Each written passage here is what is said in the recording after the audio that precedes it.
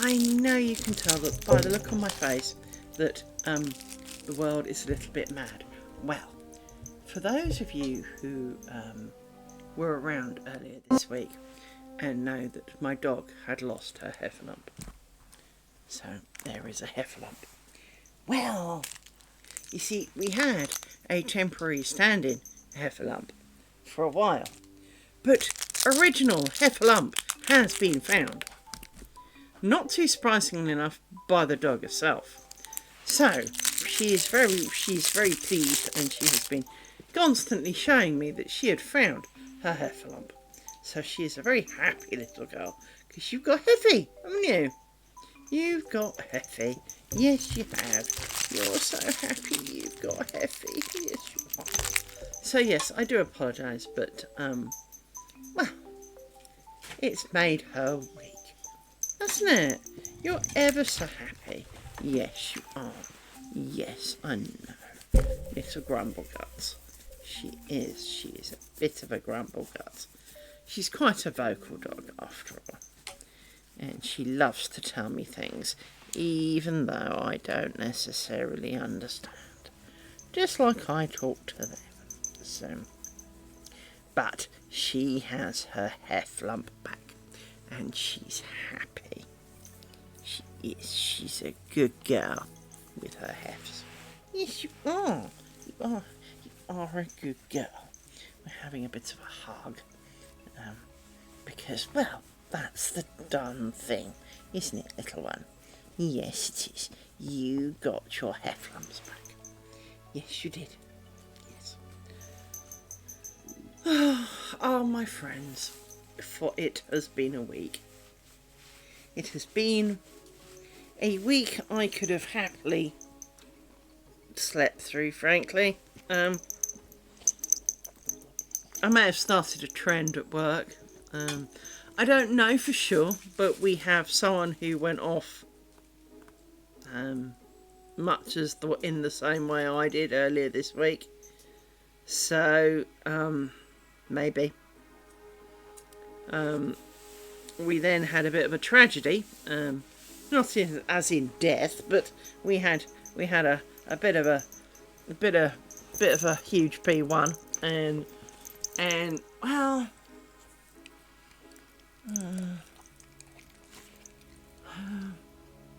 It was kind of avoidable.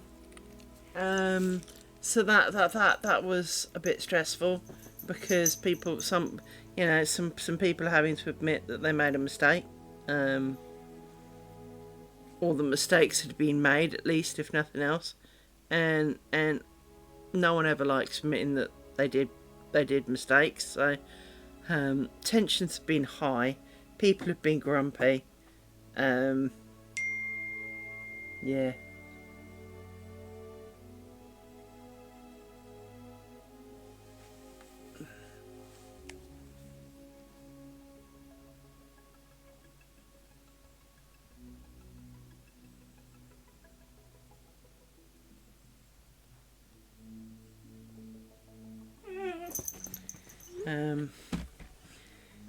It does just seem... everything at the moment just seems hard work. And my co-worker and I were talking about it this morning as we were running through some issues with some stuff.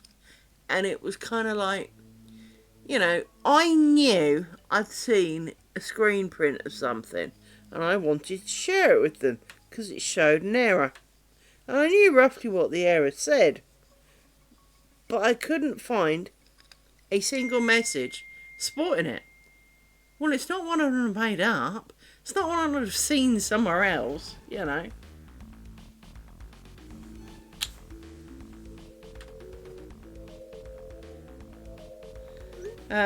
So yeah, it's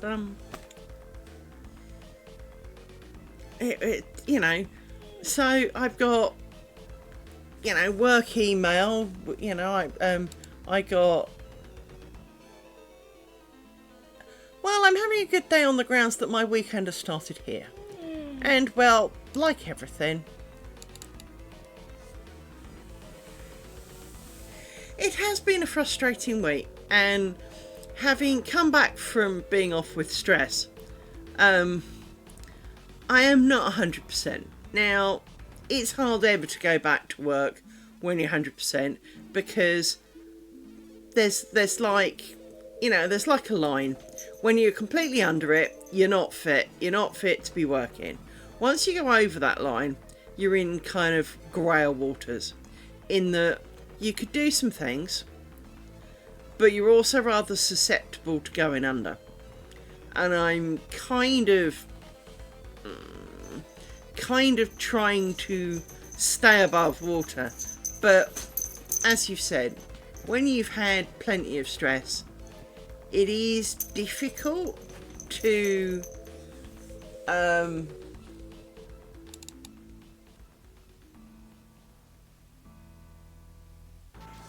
it is very difficult to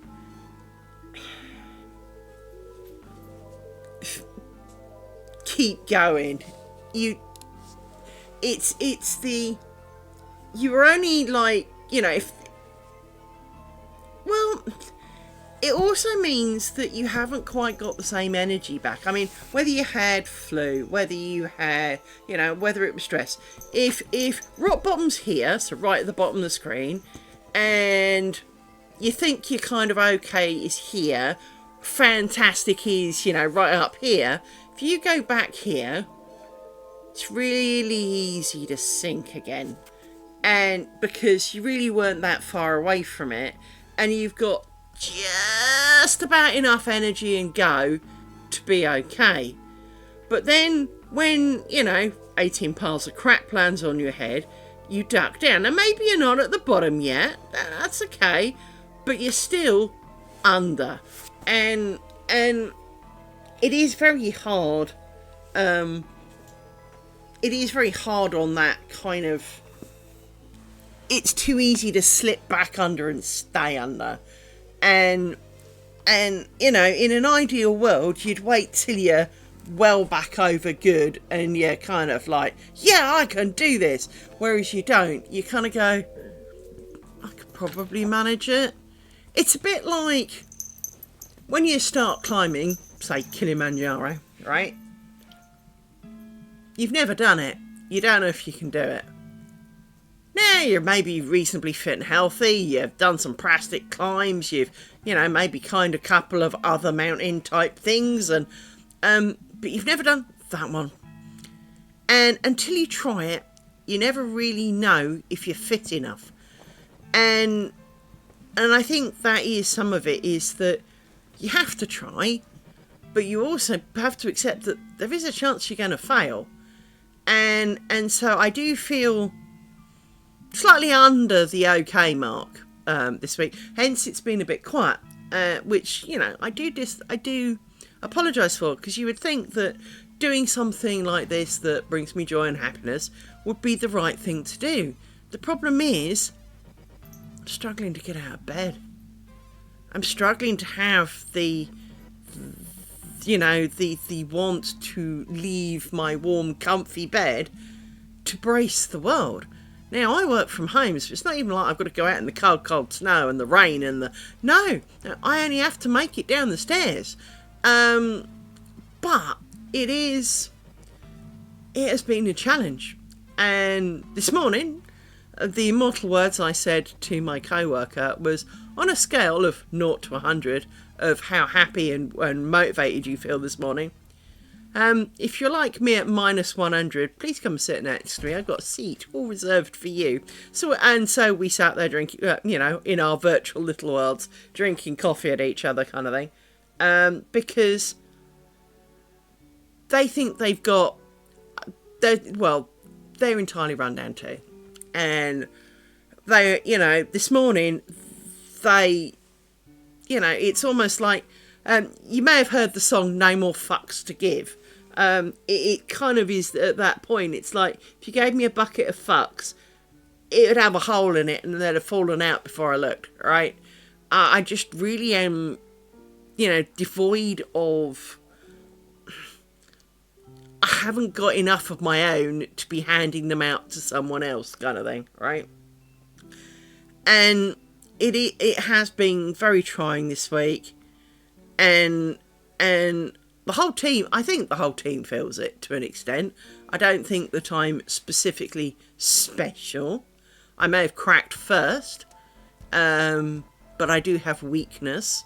I have medical chronic depression. I try not to take pills for it because the logical mental part of me says, well, chucking a pill down your throat doesn't change the moron level of the universe and all the frustrations. All it really does is stop me from feeling. But the problem is again, if we take OK's roughly halfway in the middle here, yes, it may stop me bottoming out, but it also stops me enjoying things because it tries to level you out. And it means that instead of having, oh, that's really shit, oh, that's really funny, you just kind of in the middle. Which, you know, maybe is better than, you know, sinking to the bottom and resurfacing. But it also means you don't appreciate the good half as much. Oh, well, at least I found that anyway.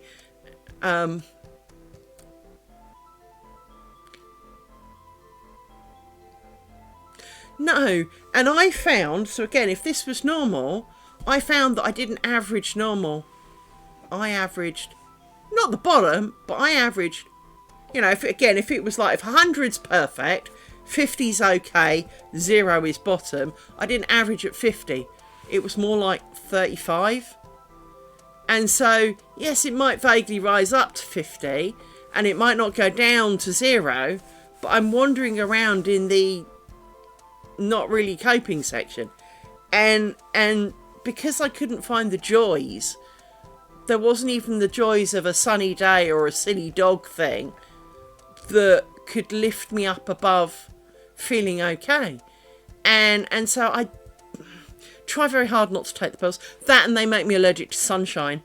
Not that I go out a lot, but it made me allergic to sunshine, and having what felt like 1,000 billion ants under my skin for weeks, which then resolved down to nothing, except if if this was sunshine, so if this ring light was sunshine, if I did that and talked to you for about this length of time, and maybe then took my hand away, that was it. It was going to itch for 24 hours.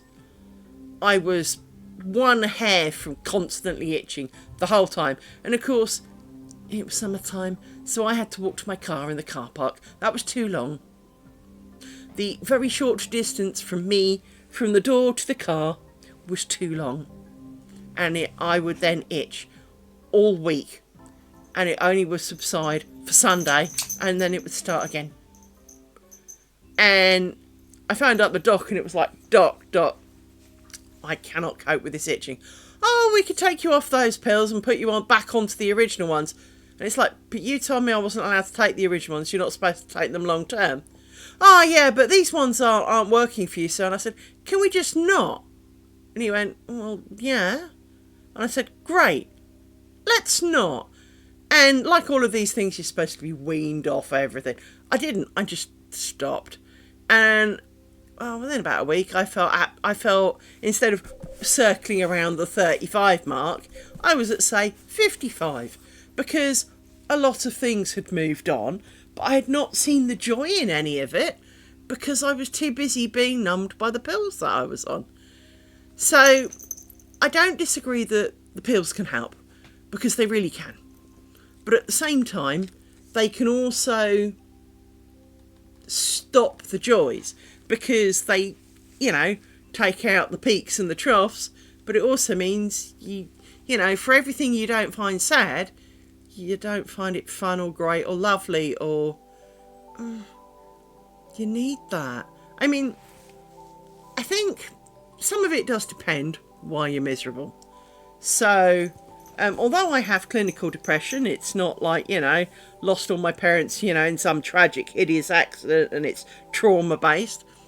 And there is some trauma in there, but, nothing, not enough. A lot of mine is autistic overreaction.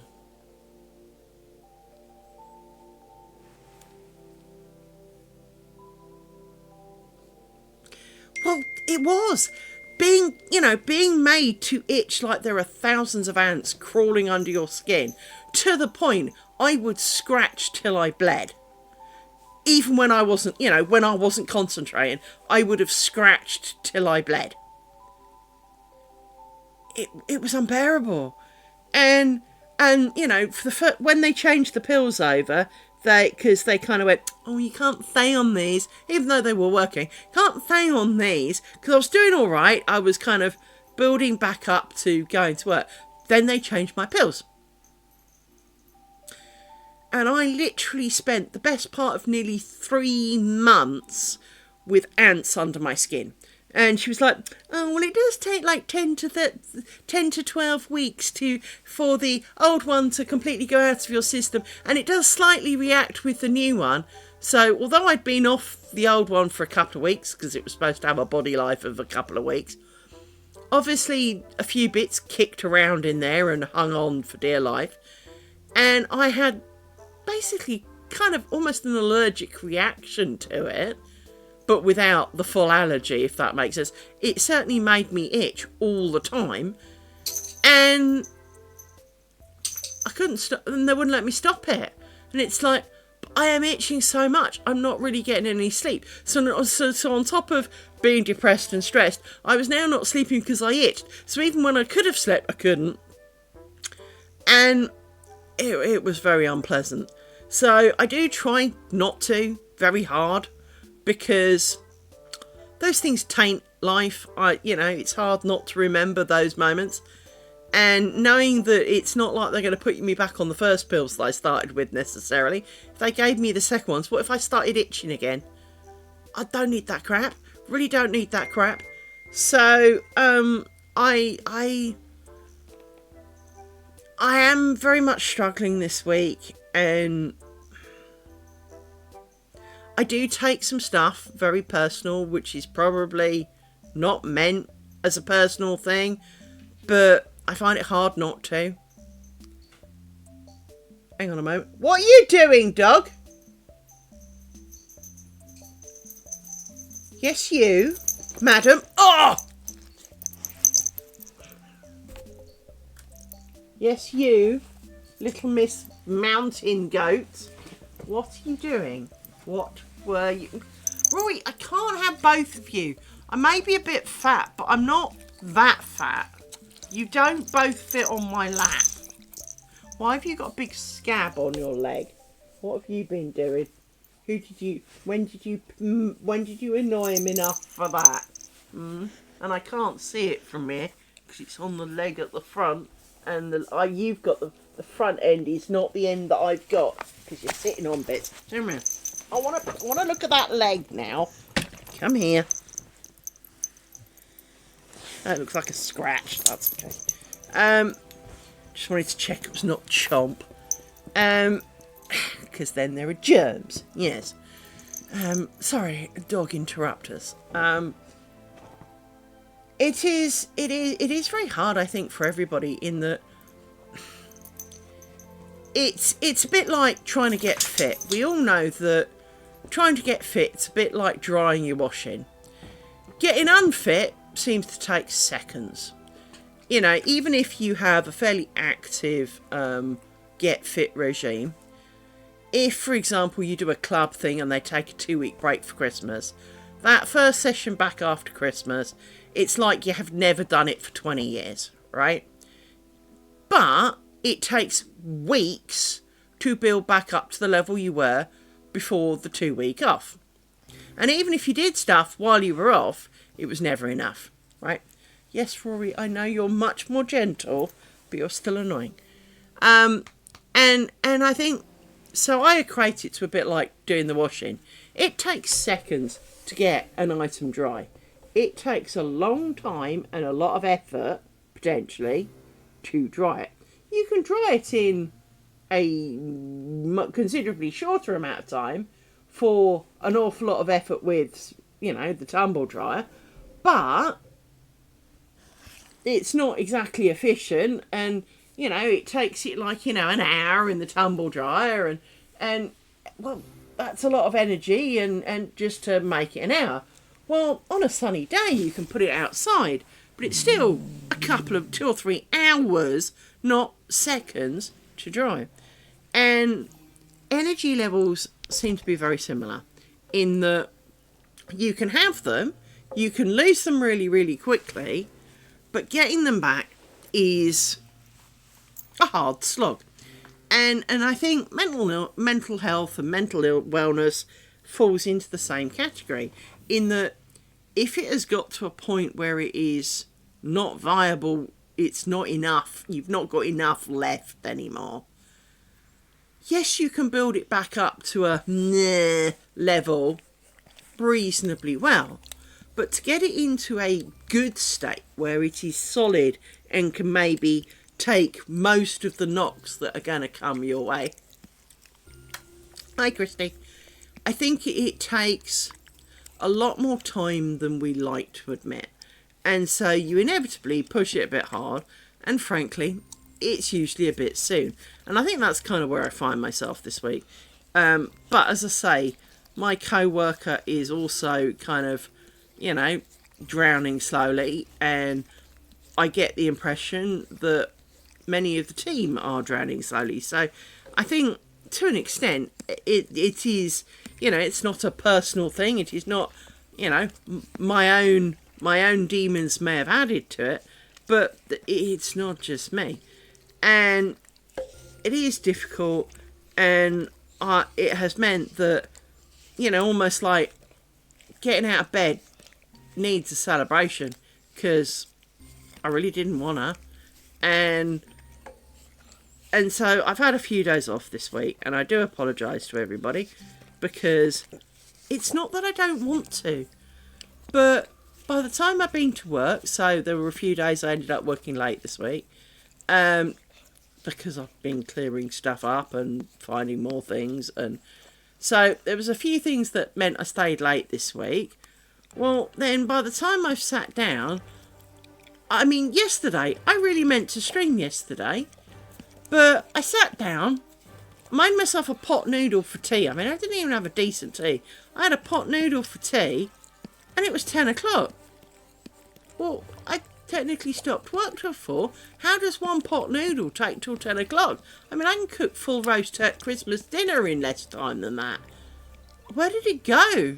I don't remember doing anything. I don't remember falling asleep. I didn't lie down. I didn't watch anything particular on TV.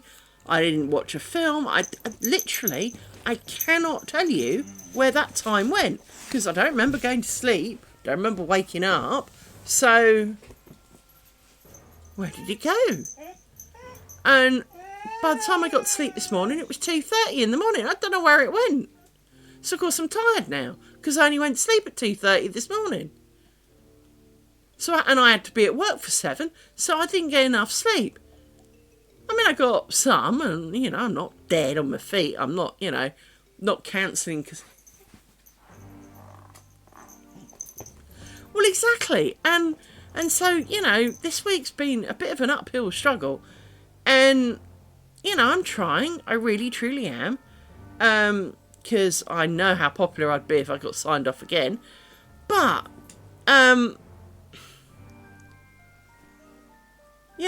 it definitely was a bit too much. And I think for anyone who's had a day job, anyone who's worked, and, it never seemed quite the same when you were at school. But if you've had a day job and you've been at home and you thought, well, I feel, it's the kind of, you wake up in the morning, I'm not right, but I'm not sick either, so I'll go to work. So you go to work, and within half an hour, you're dead. And you're like, so you go home, you have some days off sick, and then one morning you wake up and you're feeling way more with it. So you're like, great, I'm ready, I'm fit to go to work today. So you go to work, and before lunchtime, you're dead. Because you were good, but you actually only really were at 10% and you just didn't know. And I think that's kind of where I've been at this week, is that I felt okay to go to work. I thought I'd overshot slightly, knowing that going back after a reasonable amount of time off, there was going to be some crap to deal with. So overshoot knowing that you'd be pulled back a bit. But I got pulled back way more than I expected. And I've worked there for 20 years, so it's not like I haven't got a fairly good judgment on it all. Yes, Rory, what is the matter with you? What? You're a good boy too. Did your sister get a hug and not you? Oh, I'm sorry. Dear me. And she'll get upset now because you're getting one. It's catch-22 with you two, isn't it? Yep, she's gone and found Heffy because she's upset. Oh, you got Heffy. Now, Rory, I need you to lie down, my man. I do. Your feet are too small for your weight, dear boy. It's like having little pins. It is. You need bigger paws, dear soul. You do. So yeah, it's been very trying, and the worst thing is I almost feel like it's being taken out on you guys because you don't get to come and watch my lace making, and indeed I've not been doing it because, well, I refuse to do it when I'm not on stream, so it's not been happening, and it should bring me joy, and it kind of does, don't get me wrong, but at the same time, the idea of streaming after a day's worth of work just felt, way too much effort. And it's not that streaming is a huge effort. Please do not think that it is a huge effort. It's not like, it's not like digging at the coalface here. But, when it takes most of the evening, because by the time I've done, say, 2 hours of that, I've got an hour plus of uploading it, and well, that's 3 hours. Well, if I start at 7, it finishes at, I finish at, say, 9:30, but it takes me till 10:30. No, you can't, and the problem is that it can't, as much as I enjoy this, and because, well, I enjoy this, and having you here to talk to me while I do it is hardly a hardship. But it is I have so little energy, even the idea of, flicking bobbins, which is, it's, again, not exactly the most harrowing of sports here. It's not like, I'm taking you on a 50-mile marathon or something, It is flipping a handful of bobbins, but I just didn't have the go for it. It really is like I'm recovering from some form of mental flu, in that I have energy in the morning, I have energy kind of immediately once I've stopped work, because, well, I've stopped work, I can do a bit of me stuff, but almost after 10 minutes of, even typing a couple of emails, I want to snooze now. And that's kind of, it's not where I want to be. And it's not how I want things to be. And one of the important things, much as you say you can't pour from an empty cup, I also don't want to come to resent it. If I'm not in the mood and I'm tired and I'm busy or anything else, I don't want to force myself to do this, because, it's not like technically I couldn't have done some, alright? But at the same time, if I force myself to do it, like any chore, it becomes the chore, not an enjoyment. It becomes thrust upon me. It is no longer a choice. And it weighs heavily on your brain cells. And your brain cells go, I hate that now. Not because you actually hate them, but you hate that you're forced to do them. You hate that you don't have the choice.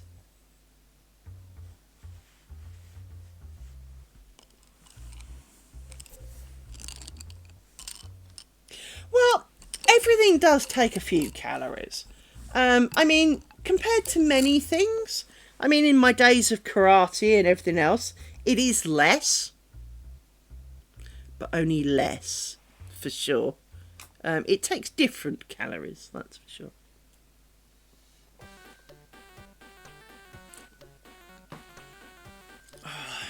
So yeah, we shall hold this thought while the adverts run. For those who are suffering adverts right now.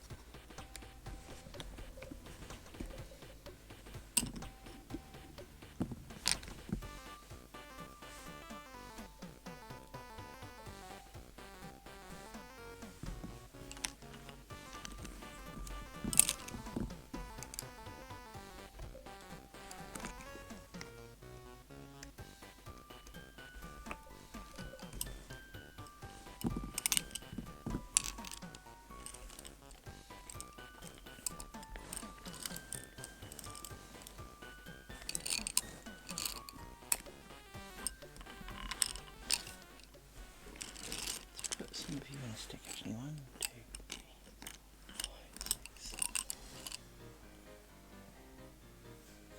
Wow. I mean, as you say, it does take time and effort, but at the same time, you know, it is, at least in this case, I am sitting down, and it is arguably a less stressful, less impactful calorie consumption. But as you say, when you're running on empty, it almost doesn't matter almost how many it takes. It might only take 3 calories a week, but if you've got none, it's 3 too many. It's so I've just felt bad because I'm not awake enough to do it, and I feel bad because I want to do it, but I also know that if I was more likely to screw up and regret doing it, because, you know, for example, I'll do something, you know, spend a couple of hours doing it, look at what I've done and see a colossal mistake or many, and need to redo it all, and it's kind of like, do I need to do that? You know, if I'm going to just sit and make stupid mistakes, it's best to leave it alone, because after all, we are trying to do it right. You know, we don't want any mistakes in it. So we are doing our best to resolve any that we do, but at the same time, you know, sanity dictates there's only so far you're prepared to go back before you lose your marbles, because, you know, it's a bit like if I worked out that there was something wrong on the very, very first line. Do I really want to undo all of that? It's taken me a while. I mean, okay, it's not like months of work, but it's going up on where no one can see it. Bollocks. But at the same time, I know that it's there, and like all crafters, they haunt us. All the mistakes haunt us. It doesn't matter that no one else can see them. It doesn't matter that it's only for you. It doesn't matter, you know. The fact is we take pride in what we do, and it is frustrating when we find that we failed. And I think crafting is something that can, while crafting is good for your mental health as a whole, there are aspects to crafting that aren't. And a lot of crafters are maybe not perfectionists throughout their entire life. So maybe they have many things that, if I do it badly, I do it badly, yeah, whatever, right? But most people, when it comes to their crafting, it's supposed to be perfect. It is supposed to be absolutely 100% perfect. And if it's not, we hate it. It's ugly. It's terrible. It's shit. No one else sees it. They see, colossal effort and a beautiful outcome. We look at it and go, well, not there. Missed that entire bit. That's the wrong colour. All of that stuff, right? We see that side of it, and I think sometimes that can hurt because you put time, love, and energy into making it, and then inevitably, too late, you spot something that is, to you, a glaringly obvious mistake, and it does break your heart because you tried so hard, you put so much energy into making it right, keeping it right, planning it, making sure you had the right batch numbers of your yarn or whatever it is, right? Hunting down an extra yarn ball to make sure you didn't run out, or whatever, right? But you don't, it's not like, it's not like you could almost do it in your sleep and whatever fell out, whether it was right or wrong, it would be good enough. Because very few crafters are like that. Most of us are, you set out to do something, especially, I think, the faster the craft happens, the more forgiving you are for yourself with mistakes. So if it only took a day for me to make an entire strip of lace so I could make the whole curtain in a week, well, if I fudged one of the strips up, I'd just make another one tomorrow, wouldn't I? But it's the fact that it takes a good while means that you don't want to do it again unless you have to. You don't want to go back because, yes, it might have taken you 2-3 hours to do a couple of inches. Well, but then that means that if you've got to go back 4 inches, that's like 2 days worth. Well, that's a lot to go back. Again, kind of the climbing the mountain thing, it would be like getting 3/4 of the way up the mountain and realising you've got to go 20% back because the path you're on is no longer viable.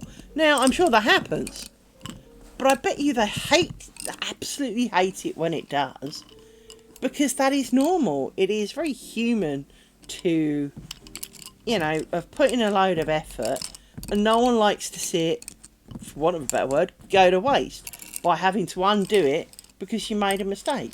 You set out to do it right, you tried really hard, and your trying really hard wasn't good enough. And it's hard not to be disappointed with yourself. And so I think that an awful lot of crafting, while having the end result and looking at it and going, hell yeah, I made that, is good for you. And it is good. Making things is good for your mental health. As long as you make it right. If you don't make it right and you are a natural crafter, it hurts. It actually is a hurt thing. It almost does more harm than good. Because if you're feeling already down and miserable about yourself, so I can't even get that right, I see how useless I am, you can spin off down that drain hole because, well, now you've got proof you're terrible at everything, and it is a very easy step and conclusion to bring to yourself, even though technically it's not true. And as I said about the squares and the strips and everything, is that if you actually think of a move, so let me show you this next one. Piss off over there and stay there for a minute. So technically there are 6 moves to this pin. Move 1, move 2, move 3, put pin in. You could argue that's actually move 4, but we'll ignore that side. So we'll put pin in. Well, move 5, move 6, move 7. So there's 6 to 7 moves per pin here. So if you do inches, and I mean plural inches. Now we worked out there were 14 rows to an inch, and we know that there are 42 pairs of bobbins going across, and that for every 4 there is a pin. So 42 divided by that is 21, so we know there are 21 pins across the thing. 21 times 14, she says getting a calculator because I am not cerebrally awake enough to do that, times 14. So every inch is an average. I mean a solid inch. Obviously the spiders mess that up, but for the full kind of bit at the top, that's 294 moves. Sorry, that's pins per inch. If you then times that by, let's go with 6 so we don't count the pin, that's 1,764 moves per inch. Now obviously the spiders, there's some, let's call it skipping of pin potentials, but even if you say it's 1,500, so that's chopped quite a lot out, 1,500 per inch. If you make 1 every 6 inches, 1 mistake. Real low percentage, isn't it? Even though a few inches isn't really that far. Percentage wise, yeah it is. And sometimes it's hard to keep vision of that. Just because, for God's sake, it is Friday, and it may be that the garden dude is thinking of showing up.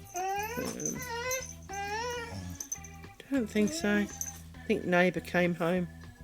Fucking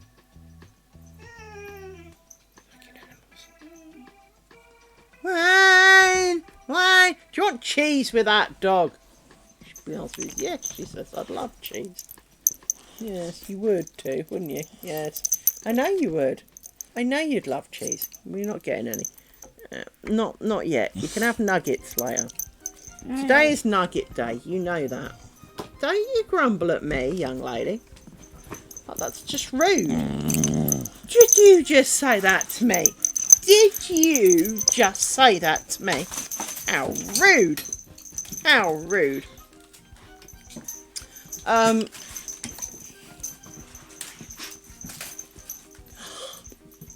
Yeah. Yeah. Most pets are sneaky little buggers. My dogs tried to kill me randomly. Well, there is that. But my dogs tried to kill me. So the first time my dogs tried to kill me, they turned the gas on the hob of my cooker. It's just as well you love her. But my dogs tried to kill me because they turned the gas on my hob, and I can't smell gas. I cannot now I know they put an additive in it to help people smell it. I cannot smell gas. And I'm not the only person. There are plenty of people in the world who apparently cannot smell gas, and I am one of them. So therefore, with gas slowly permeating throughout the house, I had no idea, because, well, why would I? I can't smell it. This pin feels rusty. It's because it is. And last week, was sitting here, and I thought I could smell something warm, but it could have been the PC, because it was kind of a warm day last week. It's gone a bit cold this week, but it was a warm enough day. It was, it was pleasant. And I assumed that something, dog had farted, whatever. But I went into the kitchen and literally, as you go in my kitchen, there's like a cupboard on the right. As I kind of came up to the cupboard on the right, so the kind of like the kitchen comes into view, literally almost like there was a laser beam across there, the smoke alarm went off.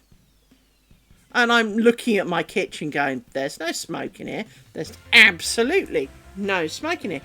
They turned the grill on, so that's the toaster oven to Americans. They turned the grill on, but of course the door was shut. So, and of course managed to turn it, of course they turned it on maximum, didn't they?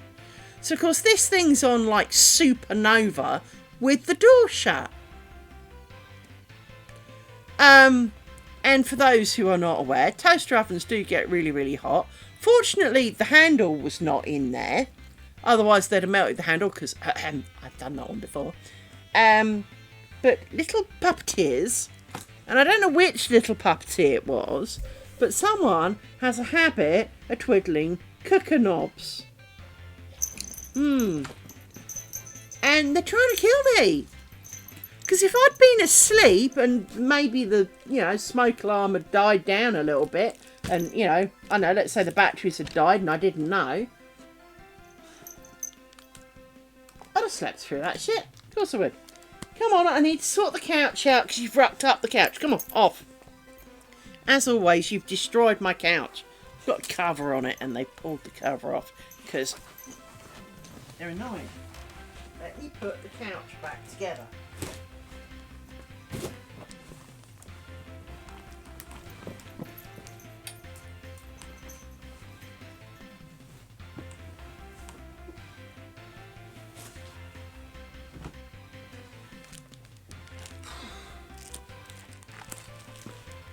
Wretched, wretched, wretchedness. Hefflamp. Right. Let's actually try and get some lace made. Because we're not exactly stonking on here, are we? Right. But yes. Wretched animal's trying to kill me. Barely fit to get out of bed. And, yeah, just,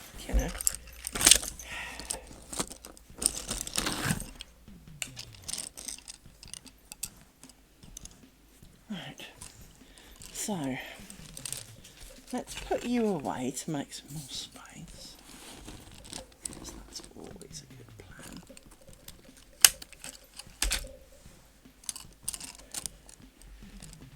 And put you over there, like that.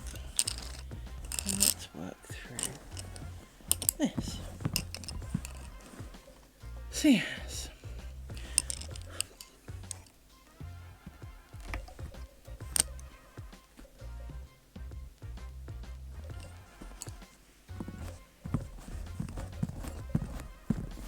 Well, one of the things that I can assure you, I'm not going to say I've mastered anything in my life, because I never would.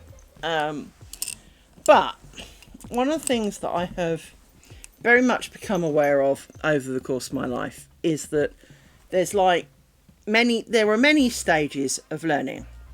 There is the time when you look and go, I know nothing of this thing before me, therefore I am stupid. Great, I wish to learn. Great, off you go. The next level up is, I believe I've got a basic understanding of what is happening. I am on the road to improvement.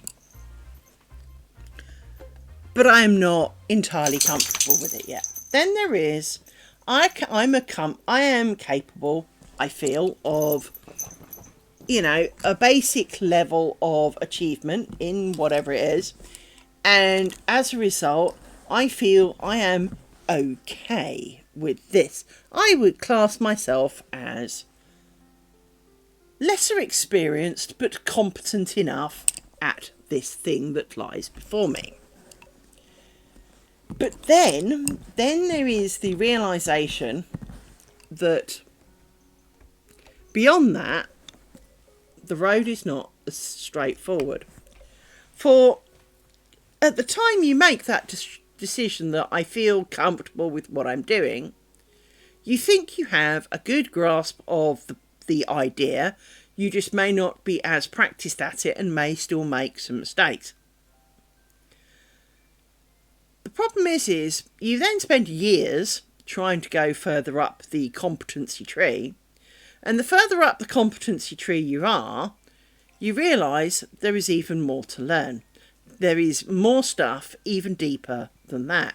That there is more understanding, more, more options, more whys, more things.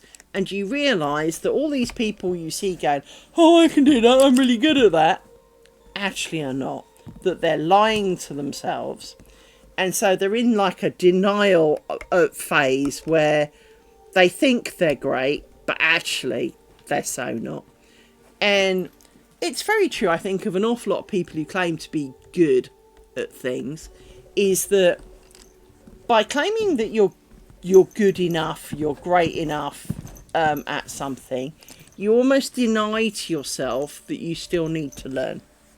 That there are still things you might not fully understand. And this is more true, I think, in a work environment.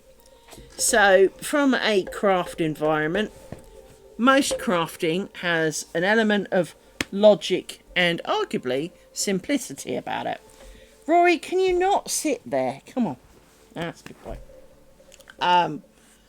And that you can, in the, such as I've always joked about making lace, is that you get all the people going, oh, I couldn't do that. And it's like, if you can lift something, you can make lace. If you can lift something and place it over something else, technically you can make lace.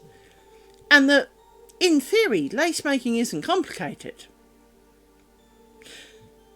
But there are times when it challenges your soul for no apparent reason. And it is that, I think, that's the bit that your brain kind of gets fed up with an awful lot of things in a, say, work environment, is that you get to a stage where you can do minor tasks by yourself, a few small mistakes, but nothing that, will bring world end and all the rest of it. But at the same time, there doesn't seem to be any more depth to it because you don't know it well enough. It takes to learn it more and to try and get rid of those that you realise the reason you were making the mistake is because you hadn't actually fully understood it yet. And that, you thought you knew your stuff, but actually there's all this stuff and that stuff that relate to it and hang on to it or work with it, and that without it doesn't really kind of do its thing. And, well, it's a long bit of string when you tug on it. And it is, I think, but certainly for me, lace making, the principle is not hard. Lace making, the doing, definitely is harder than it should. You for some reason your body makes it, your body and brain make it harder than it should be, just because, well, they do. That's right, this bobbin's been annoying. And because let's face it, it technically is quite simple. On paper, it is a simple task. So why is it so hard to actually do it? Who knows? Partly because it is simple. And your mind goes, oh, I don't need to think hard about that. That's easy, it says. And then it screws it up because it's not paying attention. I'm getting fed up with these bobbins. This time round, I chose to use the actual rose I made on the top of the bobbin.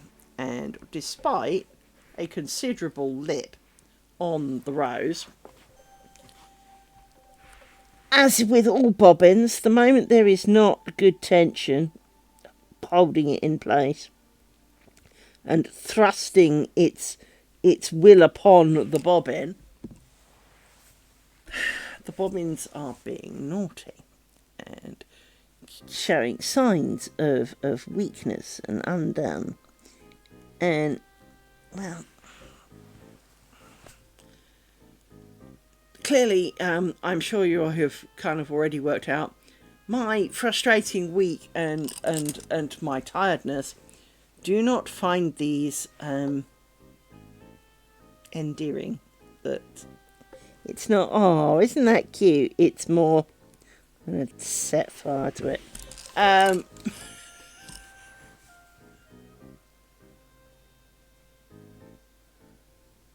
Yes, I could probably make some of my own. I'm in the middle of one at the moment, and I've made a bit of an oops on it, which I will fix.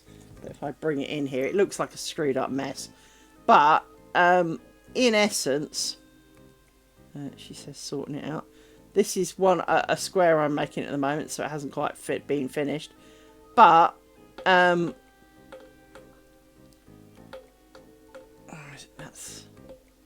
this will come round, and this one will join here on this corner, like this. This will join this corner up here. Doesn't want to at the moment, but sort of about there-ish. This one would have... Actually, is that right? Maybe it's not. Hang on. No, I need another one for that. This one should have joined at the corner and didn't, which was a bit of a shame. Actually, let me think about that. 1, 2...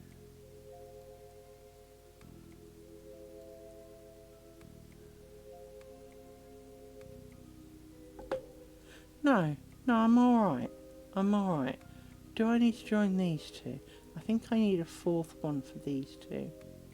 Yeah, I think I need a fourth one for these two. So, but I'm not sure if I've got it right or not, is the short answer, but I've been doing that. And I understand the principles, and I could make my own pattern, and I'm not denying that, and I have done a few things. But at the same time, I have to unpick stuff. I have to...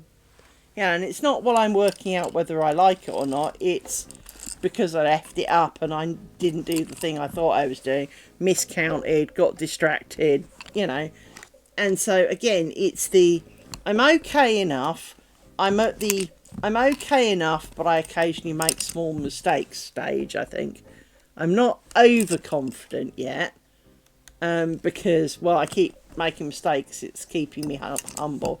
Once the mistakes kind of boil down to next to nothing, then you start getting into the overconfident, I know everything about everything kind of moment, and then you're truly humbled by something at some point and realise just how little you actually know. Just how that seems to work out to me, anyway.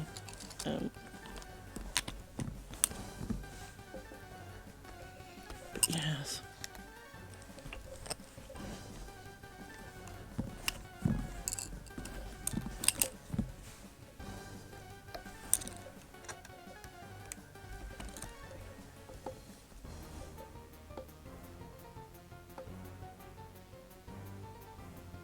So I was just listening and waiting for all the noises in the house to settle down. You know, because this creaks and that moves, and it was like, I'm sure I heard something. But I thought it was the dog, but then I looked next to me and I've got one dog behind me and one dog to the side of me, so it's not that. I don't have any other pets, so it's not that.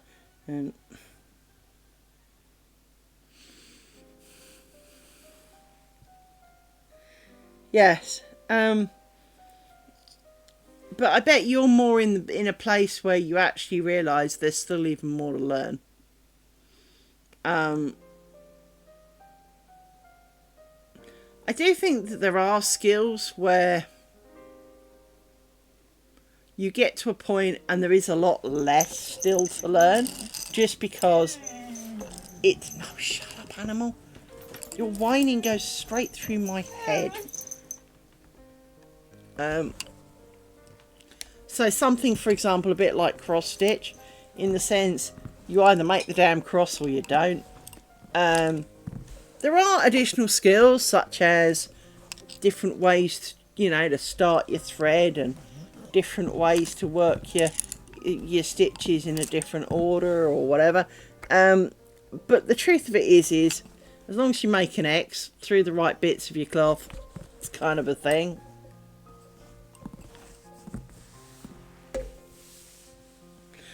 Well, the problem I found with an awful lot of these things is, especially with tatting books, is there does seem to be an awful lot of AI made tatting books that aren't even really about tatting. They say they're about tatting, but the outside demonstrates that no, they're not. I think, to be fair,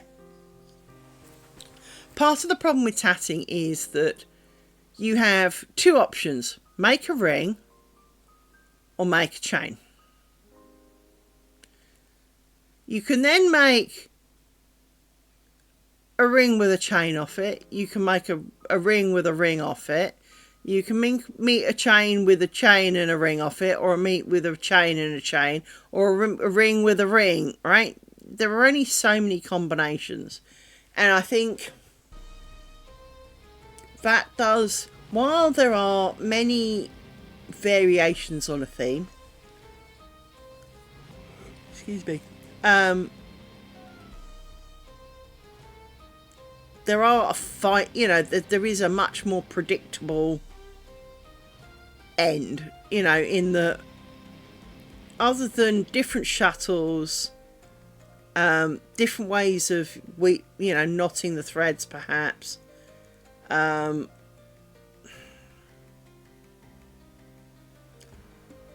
aren't really different ways to do it. Now, as I said, there could be different knots, but the principle would still lie that you do knot, probably a picot, knot, right? And I mean, you can crow tat, you can needle tat, you can pretty much freaking everything tat, but each one has joys and blessings amongst it. There is no one perfect answer.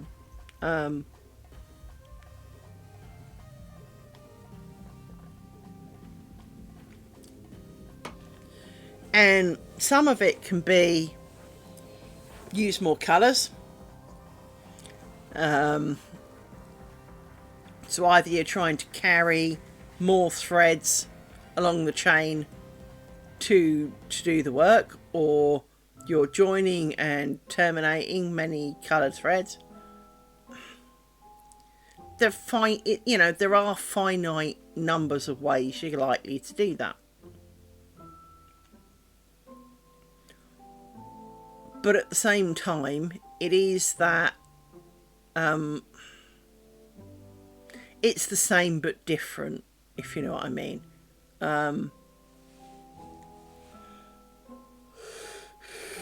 I've seen quite a few tatting videos where they show very clearly, make, three or four double stitches, make a picot, 3 or 4 double stitches, make a picot, 3 or 4 double stitches, make a picot, 3 or 4 double stitches, to make kind of a big circle with, like, little picot loops to it so that you can join to them.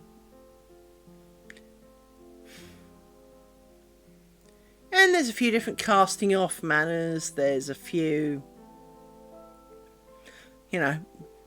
inevitable people who have done something differently, but it's kind of similar in idea. I don't know whose idea it was to dress up a potato and treat it like it was a path, but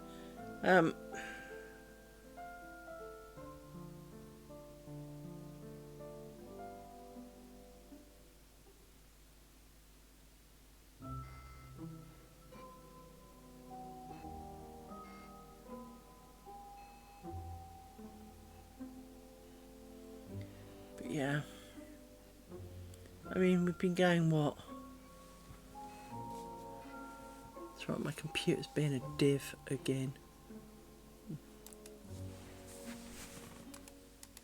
Stop showing the thing. An hour, and I'm already really tired. This is how low my batteries are. I am already really tired. to the point, you know, if I stop and think for a few seconds, I could be falling asleep. I could fall asleep in that time. I will tell you, to try and wake myself up a bit, I will tell you about something that my brain does to me, which is a bit weird, and I don't know if anyone else's brain does it, so please chip in and say if it does.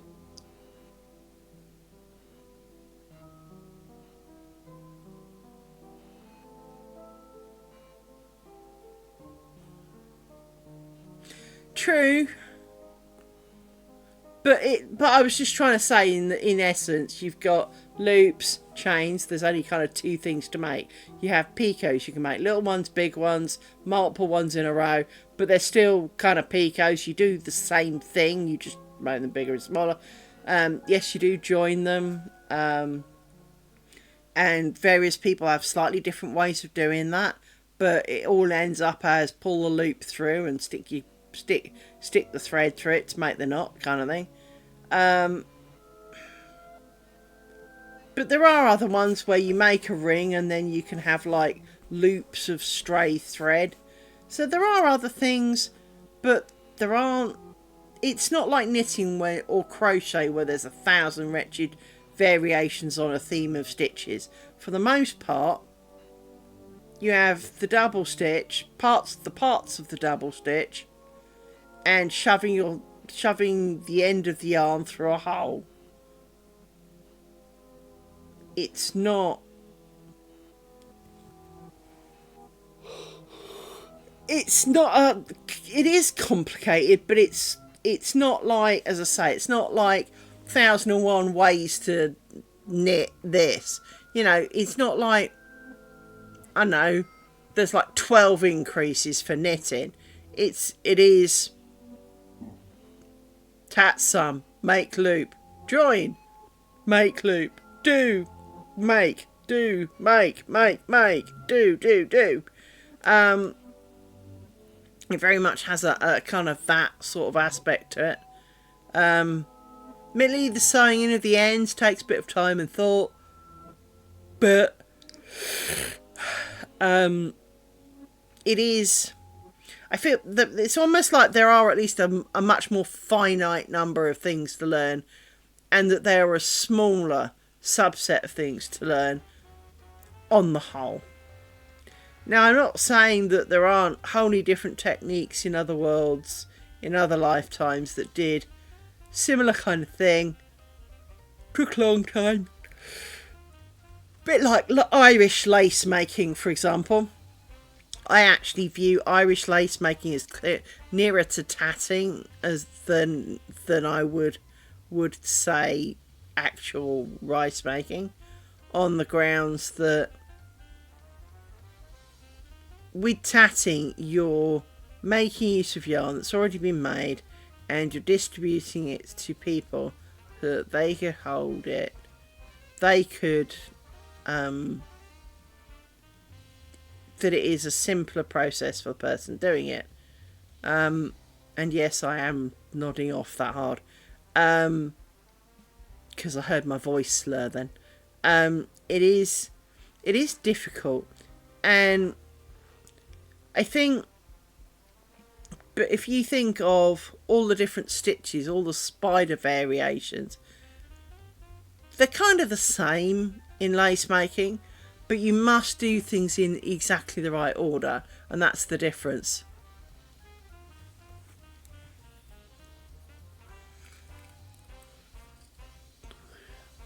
So this is true. I mean, to be honest, the button thing is, I'd say, predictable for the most part. Most button stuff would be predictable. If someone saw the button, they would probably guess quite correctly how that button would be worked into some work. But I'm not saying it's easy. Oh, far from. But I do think that there are less options with tatting. Because, I mean, if you think, in knitting, there's literally more than 12 ways of doing an increase. And each of them is marginally different to the other, or involves a slightly different knitting technique, or, right? So you've got the kind of normal knit into the front, knit into the back. You've got the lifting bar variants 1 and 2. You've got doubling your yarn up. You just have all of these ways to, well, basically join them together and do things. I do apologise. Seriously, I feel like I ran a marathon.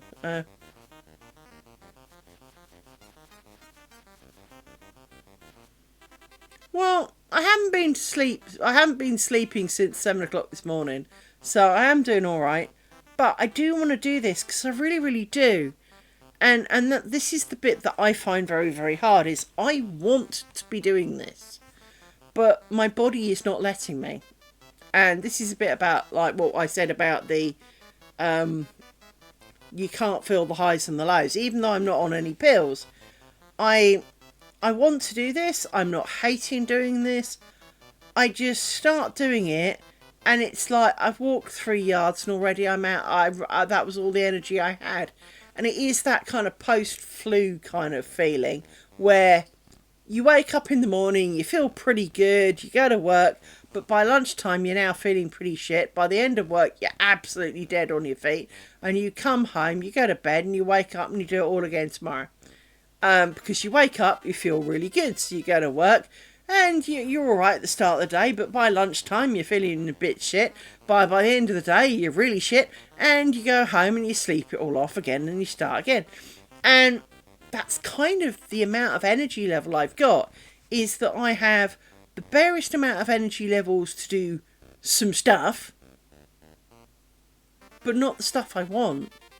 I was going to phone someone this morning and order a replacement for the bit that came wrong, that was, and get the correct one.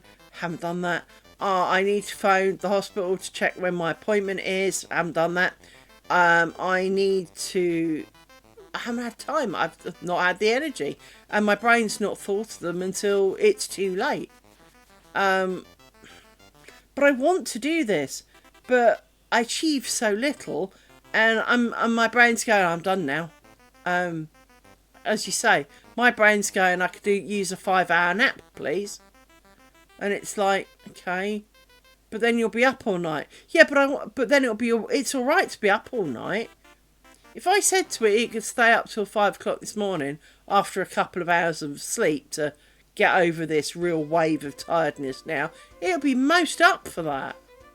But right here, right now, all it can do is it's a bit like have you seen like the octopus or in a box where it has loads of switches, and it's called like the most pointless box or something, and you flip the switch and the octopus comes up and puts it back? It feels almost like I'm running around trying to keep the switches on, and the octopus is behind me turning them off. Yes, and you know, I do appreciate you guys all understand, because to an extent I don't. I'm not used to having such low batteries. I am usually the one, hence I do, you know, Saturday night late streams, because on Friday I normally get up at 7 o'clock in the morning. Well, I get up before 7 o'clock in the morning, start work at 7, work till 12, have a bit of a lunch, stream in the afternoon, fart around a bit in the evening, and then stay up till 3 o'clock in the morning. I can do a 20-hour day, and I don't even think twice of that. And then I get up later on Saturday, but I then do like an 20-hour day on Saturday, and then I try and go to bed early on Sunday just because I've got work on Monday and I need to be kind of bright-eyed and bushed out. But if I have to stay up till 2-3 in the morning on any work day, I could have done that. Right now, I struggle to stay awake till lunchtime. And it's like someone's nicked one of my batteries. It's, you know, everything's reporting full, but the moment I go, it's like the days of old. Do you remember when, sort of like early 2000s, you had a mobile phone, or the late 90s even, you had a mobile phone and you'd start the day on full, and it would sit there in your pocket doing nothing much, and the battery would go down at a reasonably fast rate, but it would say, I know, I've got half batteries. You'd get a phone call, and like 3 minutes into the phone call, you get beep, beep, beep. It was running out of battery, right? It had gone from like half to nothing quicker than Usain Bolt. And that's kind of what's happening with my batteries is, if I'm left alone and I'm not doing literally anything in particular, my batteries are good and I feel like I could do a lot more.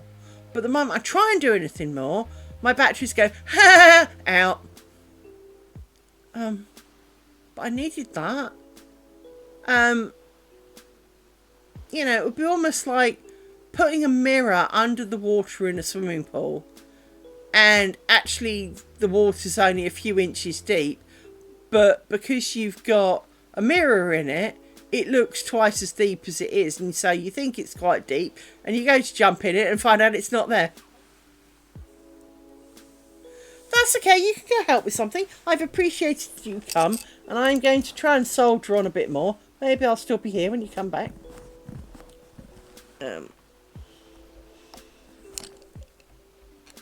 Probably not, but I'll try. I need to try. I do need to do some... Because I do need to do this.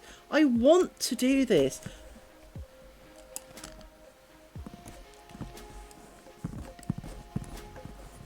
That's okay. Kitty needs it. If Kitty needs it, Kitty needs it. That's... I'm an animal lover, darling. You never have to excuse yourself for cat. That's a good thing. But yeah, I just... It's like a bad meter reading in that it says it's full, and then the moment I go to do anything, it goes, ha ha ha, no I'm not. And I'm empty again. And I just can't seem to shake it. But as I say, my co-worker's doing the same, and I'm pretty sure most of our team's doing the same. So it's almost like there's a germ going around, except we all live at home and we don't meet. So it's not like we've shared them. But it's very much like that. It's very much the kind of...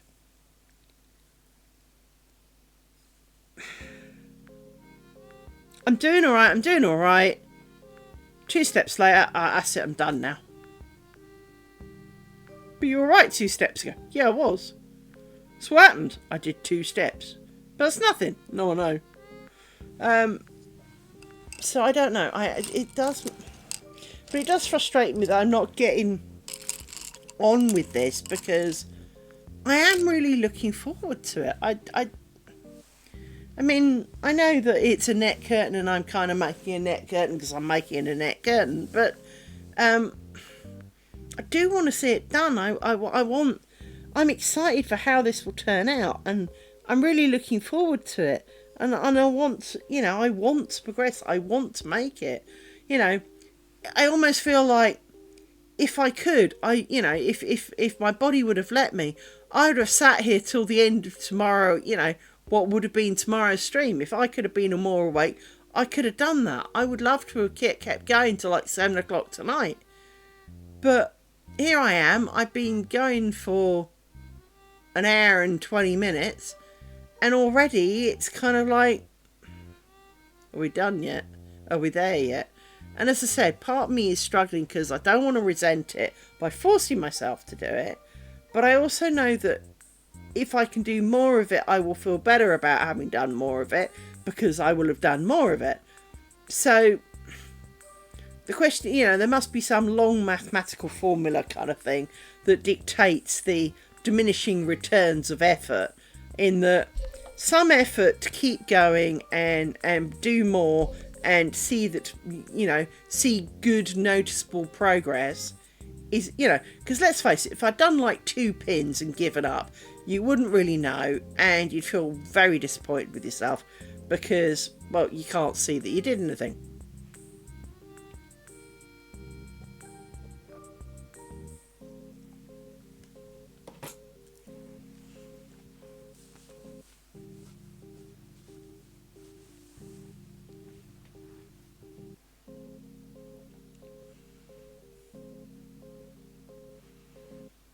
Yes. Yes. And you do raise some very valid points. I too am very prone to dehydration. I am very prone to eating something to not be hungry that did not exactly have any decent nutritional value. As I said yesterday, I had pot noodle. Eating this probably has more goodness to it. I mean, it tastes nice. That's always a bonus, but it doesn't mean it's good for you. And I do think you really have hit the nail on the head. Is sometimes you do have to go, look, if you've got a problem, you know, is there something you are doing that is making the problem worse? Now, it does not mean that you're not allowed to feel tired, because of course that is a reasonably natural state for you to be. But if you are maybe unnecessarily tired, or getting tired too quickly, like I've been, you know, what is draining you down? Now, I do know some of it truly is the frustrations at work, and that is certainly a huge contributing factor to my tiredness, because the amount of mental effort to battle through some of these frustrations is far greater than, frankly, anyone should have to put up with. And so hence I think our whole team's feeling it, is because we're all having to do an awful lot of stuff that kind of, well, just weighs us all down heavily. And, you know, it does mean, especially as today's Friday, that, you know, any enthusiasm and a get-go that you picked up from the weekend is long since gone and long forgotten. And so, you know, it is almost, come Friday, the idea of rolling out of bed just seems epic. You know, it is Hobbit and the Ring kind of level of trek, and it shouldn't be. But it, you know, it will pass. It will pass. Things will move on. Stuff will happen. Something big will either go pop, or and then you'll have, you know, or it will change. It's unlikely to stay this way forever. But I think the worst part for me is that if I stop and do something, if it's not sufficiently enough, I start falling asleep. And I mean, in the past, I have actually slapped myself in the face to try and wake myself up, because I have been so falling asleep. It's ridiculous. And you know, I'm in the middle of doing something that I want to do. This is my time I can do it in, and I can't afford to, well, I can afford in principle, but I don't want to afford the time to just go and have a nap, because it was easier than getting on with it. Because I want to see it done. You know, if I want, you know, it's a bit like if I wanted to do if I wanted to walk to the next city, that's great. But if I keep saying, oh, I can't do it, you know, that one step we'll have to do today, I'll never bloody get there. Or it'll take so long it's not worth the effort. Or the reason for going will have passed, you know. The shop I was going to go to shut down because it didn't have any customers, you know. It's that kind of thing, is I need it to still, you know, to happen at a rate that has that I'm getting somewhere, but at the same time, right now I haven't got the energy to be the one getting it somewhere. But there's also no real reason why not, other than, as you've kind of said, is that there is an element of I am not hydrating enough, and I do need to drink. I need to drink more. I need to eat better. Or at least certainly I could do better than I am doing. But at the same time, it's not all of it. that, like you've said, is that there are contributing factors, and in this case, you know, work is some of it. And I don't want this to feel like work. Now, it does kind of feel like work in the actual stream portion. The making the actual lace portion, no, that's fine, because, well, that's fine. But the actual streaming portion does feel a bit like a job, because it is not as simple as just show up and do it. It kind of is, but it's also kind of not. And that doesn't help, because the sticking it up and posting it, because, you know, people like to see it being posted as to where I've got up to, so that they can choose to come and watch. Well, that's great, but then I've got to be up when it's finished, so I can't just leave it to it and say, well, look yourselves, you lazy buggers. You know, I've got to post on social media to say it's uploaded, here it is, and you know, it kind of, well, but it can take a couple of hours to upload. So if I did a longer stream, and it's say 2.5, 3 hours, if it takes it a couple of hours to upload it, well, suddenly that's 5 hours. Well, 5 hours after work, you know, if you started at 5, you're finishing at 10. Well, if you start at 7, you're finishing at 12. And depending on when you're going to work, that kind of takes all of the time.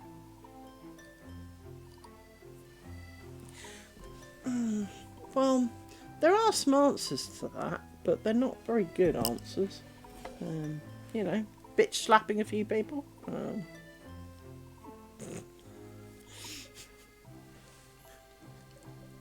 For those that are, for the frustrations caused by people, bitch slapping them into next week, month, year.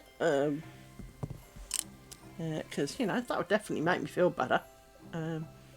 I mean, it wouldn't technically change it, but it would make me feel a hell of a lot better.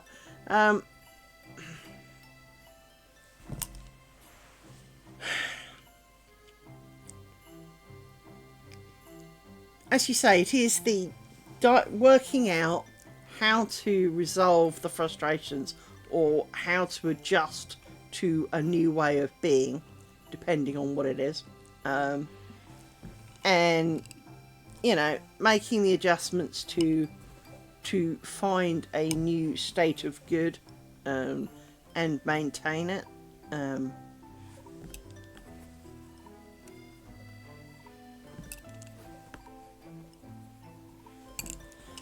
Is definitely something that I need to do. And I thought I'd kind of baselined an approximate part in this, but this week has shown flaws in that plan, such as I thought I was prepped for the joys of being back at work. And, well, as most programmers will tell you, bear in mind it's not my day job, but as most programmers would tell you, we made it idiot proof, so they made better idiots. It does feel a little like that at the moment for me, in that for all the things that I think to kind of future proof, the world finds an even more stupid thing to throw at me, and it's like,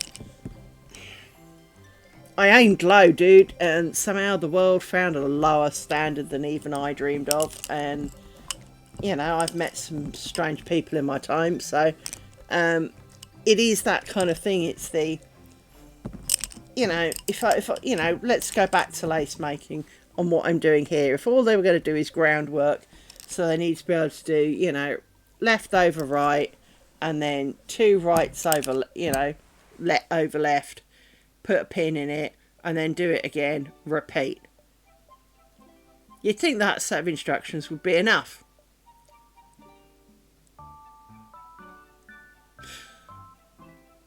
But some days, sometimes, no, it's not. And it's kind of hard. Well, what else can I tell you about it? Just do it, man. I mean, you know, there isn't really anything to understand. Just kind of do it. Try it.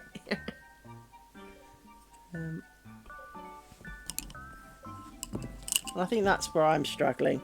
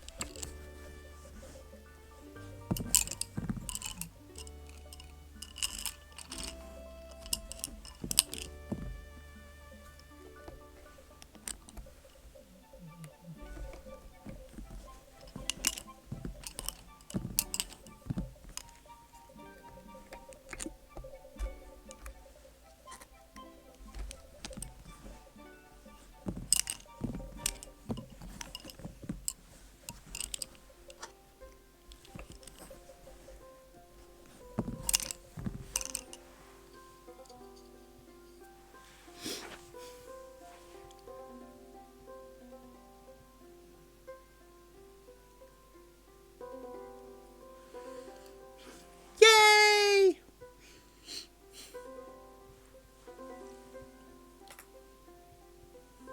How is the kitty? I assume it was a kitty related pause.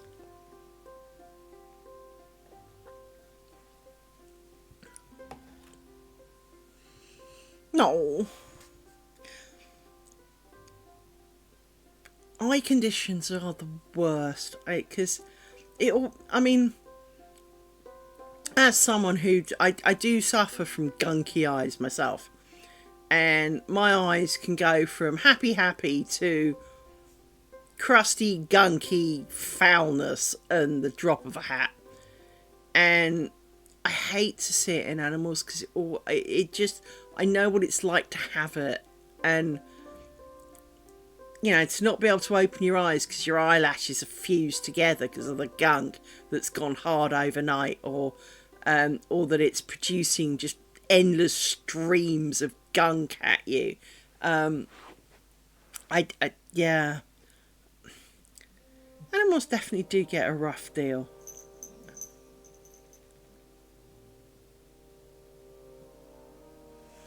No, and it's not like you can explain it to them. Well, you can explain it to them, but you might as well speak in a foreign language. It's you can't explain it to them in their language. You can't explain it so that they understand. And while a lot of animals do seem to understand when you're trying to help them, Mr. Paws here will not let me trim his nails. As a result, dude's... No. But, Mr. Paws here won't let you trim his nails. As a result, it's like he's got 3-inch stiletto, acrylic nails. So it must be uncomfortable to walk, but he won't let you trim them. And there's nothing you can do. He is just too traumatized by something that's happened in his past. And no, we do get them done by the vet, but the vet gets really arsy about having to do it, because even though I say to them, can we have some sedation pills to give to him before we bring him down, so that when he comes along he's really kind of mellowed out beyond all control. He's fortunately, for the most part, it would be a long time before he got too curled. He's got one dew claw that would be the most likely first candidate, and it is nowhere near.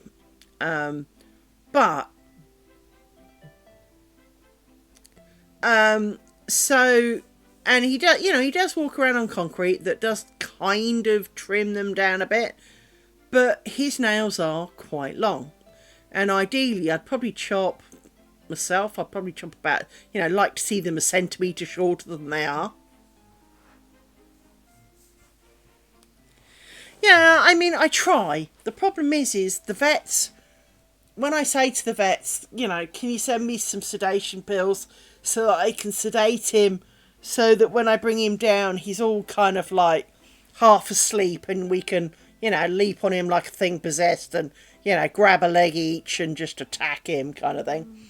Or that, can you give him almost like an injectable pre-med so he's asleep, but he's not asleep, if you know what I mean. And that's Rory. Rory will hurt me, rather than have his nails bent. Now, he doesn't want to.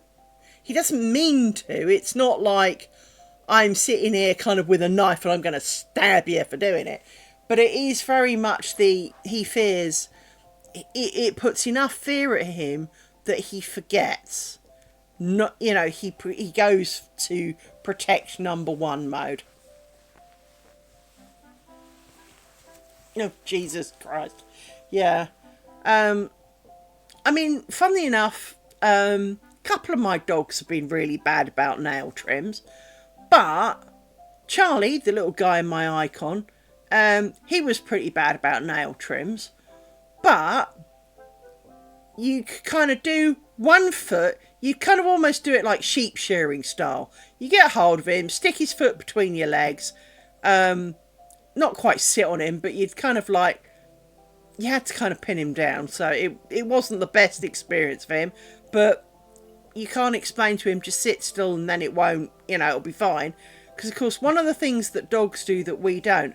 So if this roller was going to take my nail, humans do that. They pull away. Dogs don't. They push in. And, of course, by pushing in, inevitably, if they push as you squeeze, well, you've just trimmed them off at the elbow and now it's going to hurt and bleed. And if you could say to them, just sit still and it'll be over in like 30 seconds and that will be it. I promise, I'll only do 30 seconds of it. But they won't. They will fight like you're trying to chop the heads off.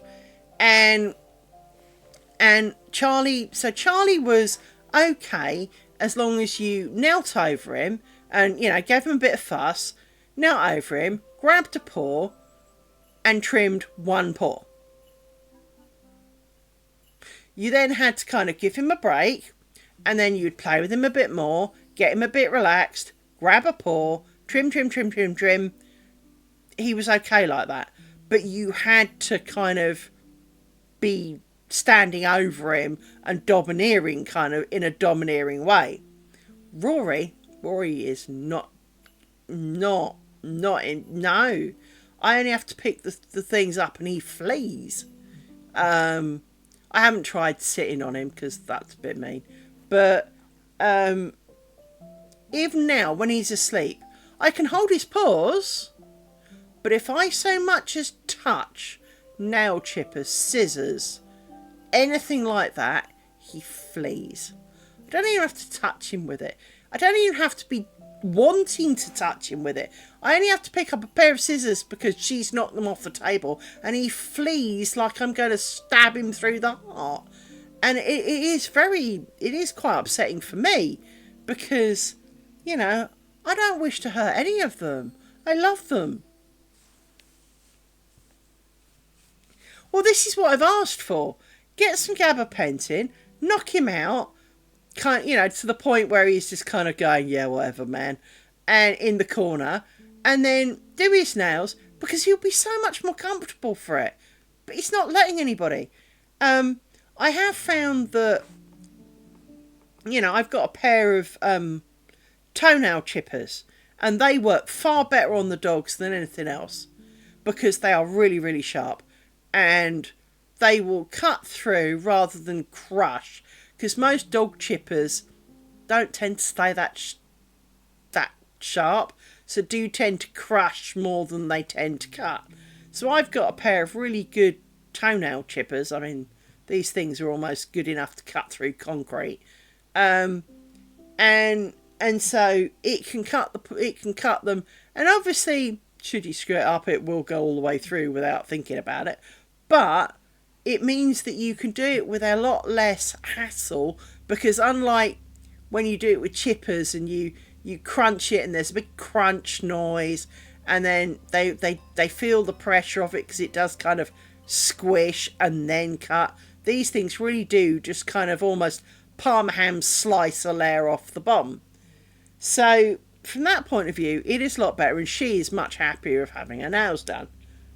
But he, even when she's had hers done and she's all like, look at me, he won't let you, because he remembers something. And it's certainly nothing he's had here, but he's never been good with it. He wouldn't even let you hold his paws originally, but I can hold his paws now.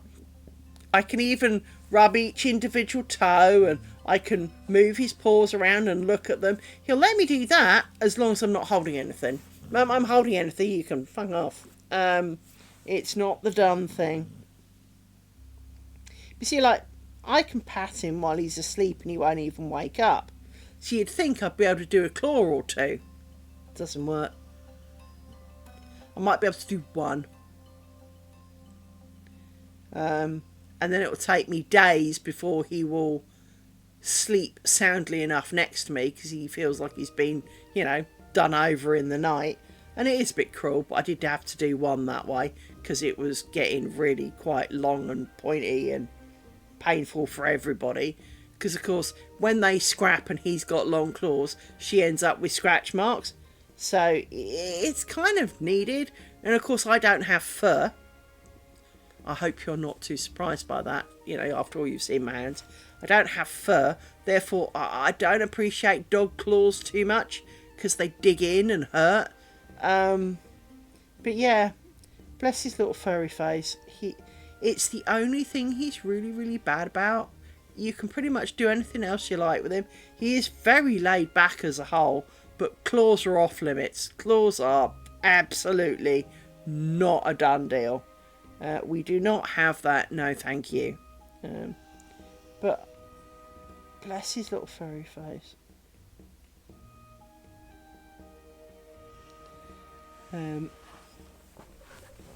He is loved very much, though. Very, very much. I would do a lot for my puppy dogs. So, 1, 2, 3, one of those. 3 of those. So let's put some of you. 1, 2, 3, 4, 6, 7. Put you in a stick.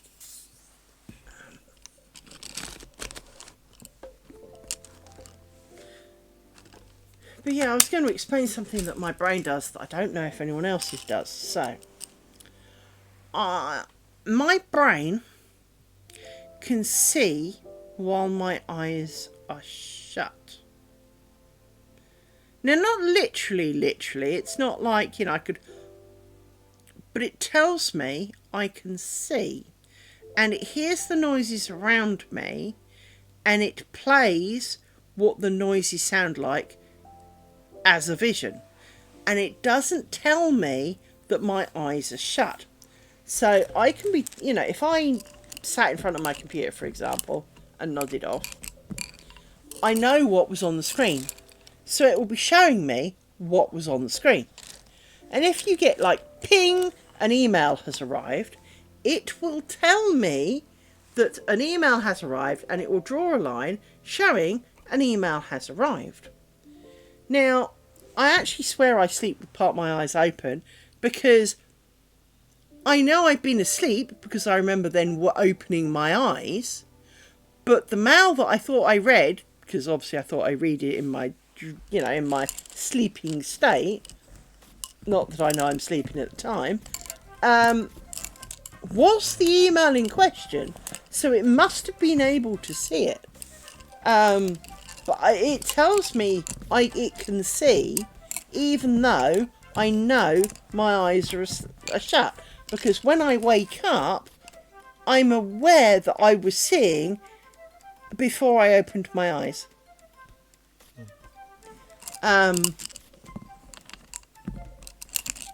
It's very, very weird for me. It's very hard to explain how it works, but I can see.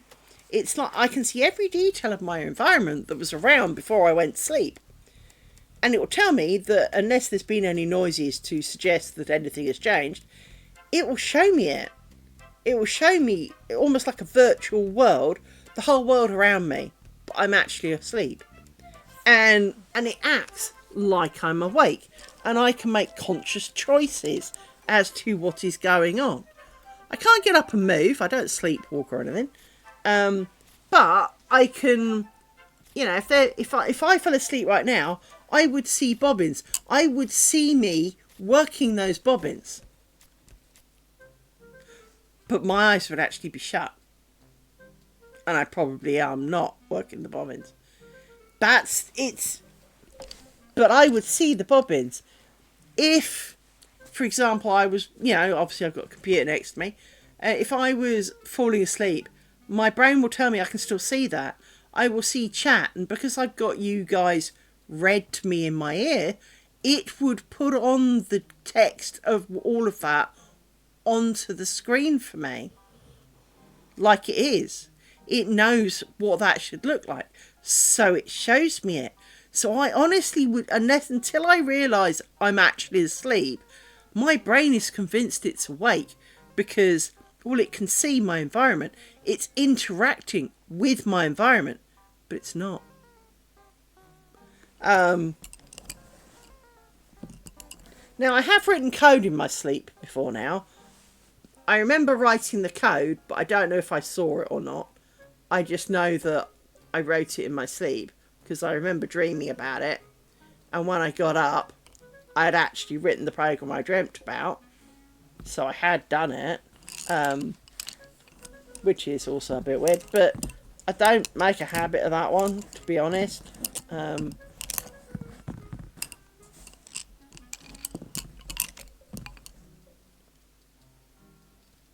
That's not right.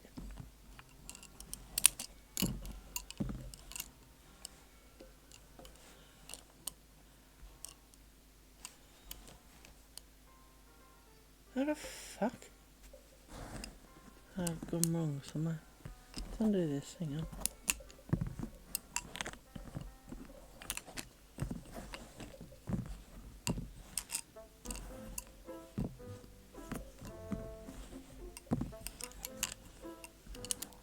Two, four, six.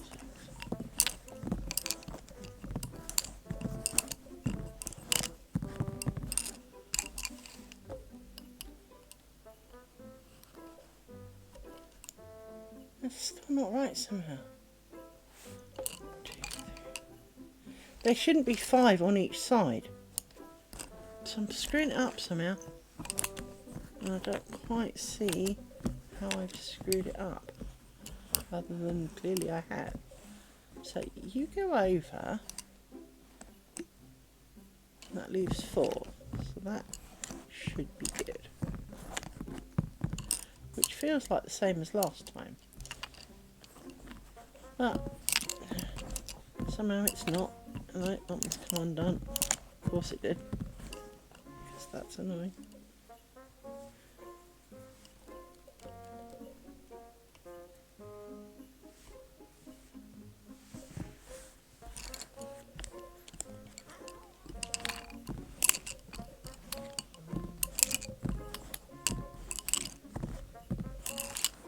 But yeah, so I can, my brain will tell me I can see, even though it comes to pass that my brain will then go, oh yeah, your eyes are actually shut, aren't they? Oh, you can't see that then. And it only tells me, oh, your eyes were shut as I open my eyes. So it's almost like my brain's trying to convince me I did a long blink, but I didn't. I was asleep.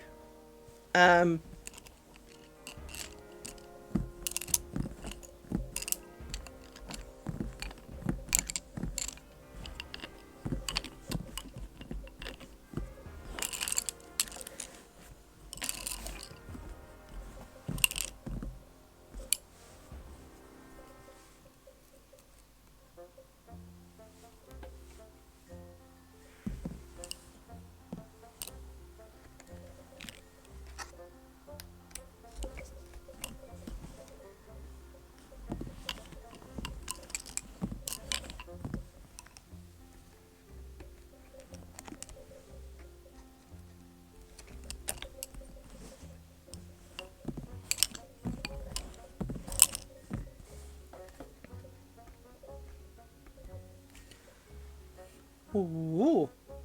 Have they found a home? Please tell me they found a home.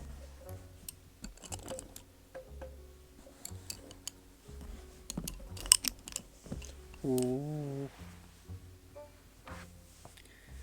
Well, the only other usual way that fosters end up is the we have to give up, we will put them down variety, and I don't like that. So finding a home would be a nice thing for kitties. We strongly support the loving of kitties. I used to be strongly allergic to cats, very, very strongly allergic to cats. These days I'm not. I don't own a cat, and I would not normally look to own one as a result. Oh look, there's a mistake. Look. I found a mistake already. It's going to show too. Actually, it's not going to show because it's in the very, very top bit. But bollocks. See, this is what I mean by, as a crafter, we do get very upset with ourselves for making such dumb mistakes. You can just see it on the top of the screen here. If you look here, I only did half a stitch, so there's a straight bit instead of a bobble and a bobble. There should be more like the top one, if I can get the top one to lie down a bit more.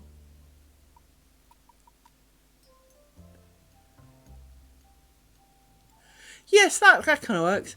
As you can see, this is what they're supposed to look like. They're supposed to make little bobbles like this side, but on this side, I stop focusing on my hand. Stop it. Stop it. Clearly, I only ever did the cross and the twist and the pin and then moved on.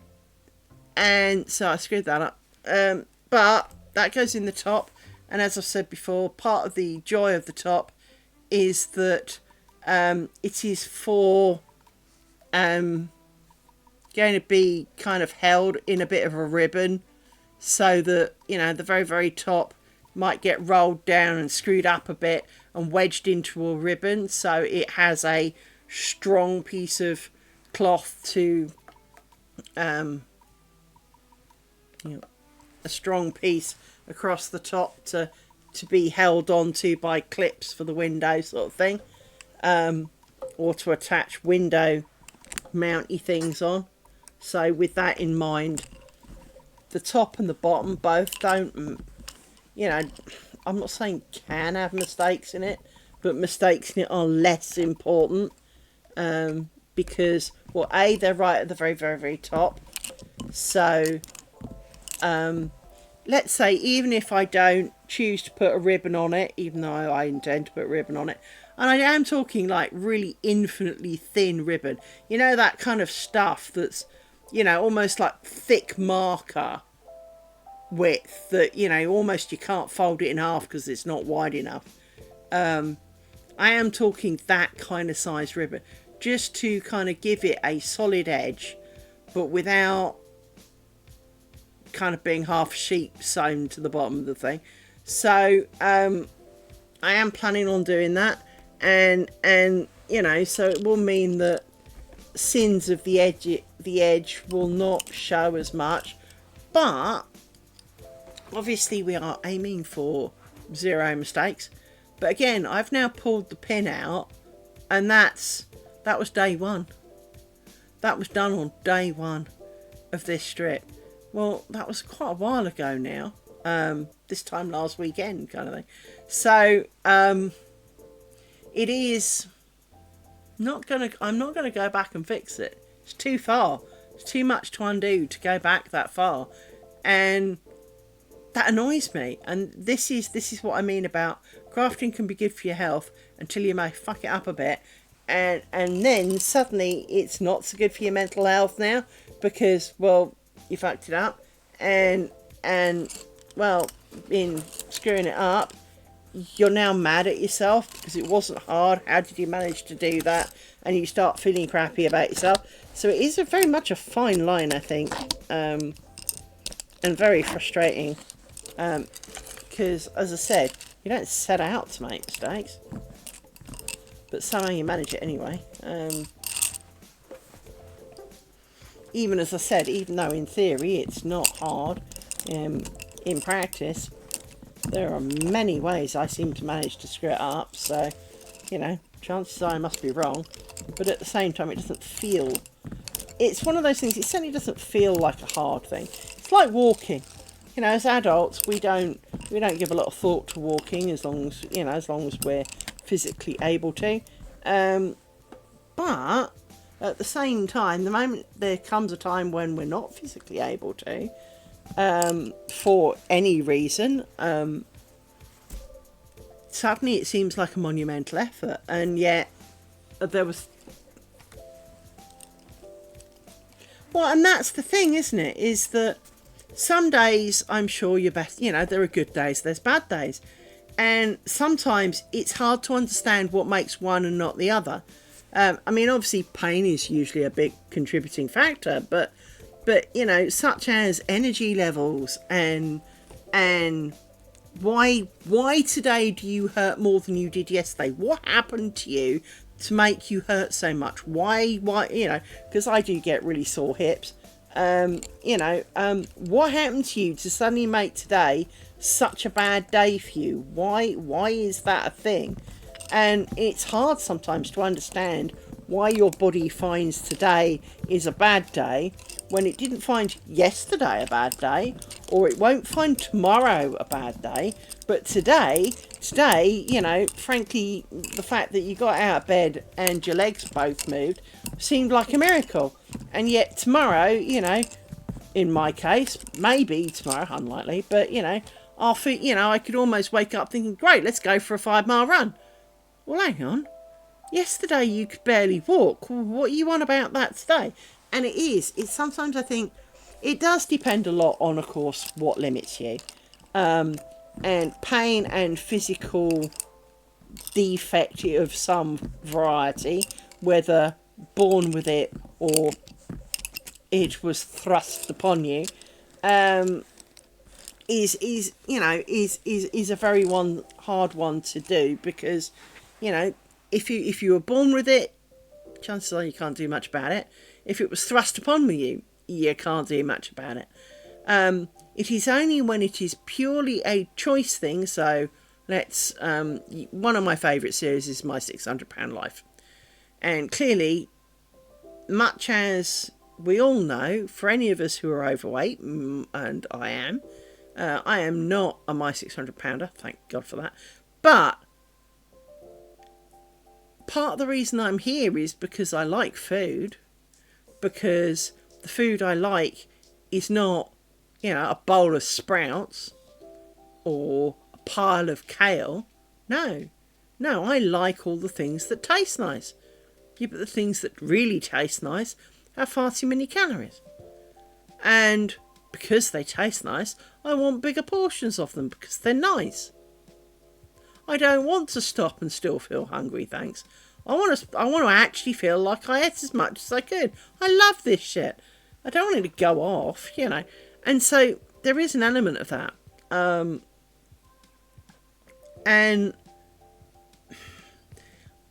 I do find myself disappointed when I struggle, because I'm healthy enough. I mean, there's a few things wrong with me, but nothing that wrong with me. But like I say, at the moment,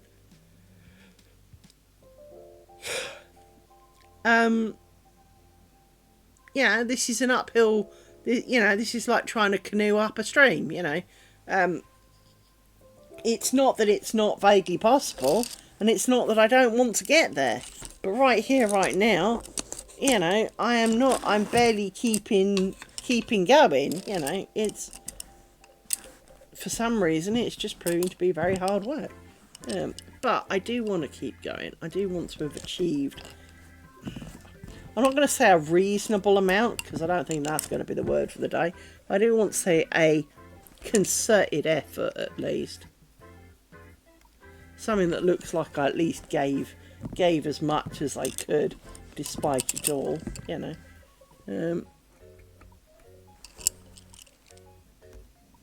Because I feel I will feel better about myself for trying harder. Because as I say, I am conscious that, you know, I've ditched you guys a couple of times this week already. And if I'd done it again today, that would have been really quite bad.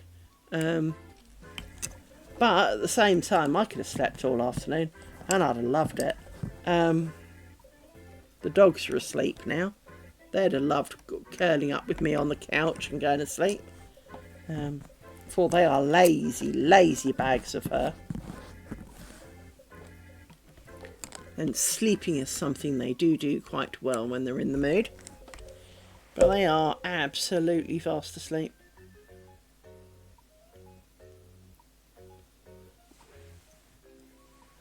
And sometimes, of course, I'm sure you appreciate this one, is that the snoring pattern of a dog, or cat for that matter, can be really quite drowsy making.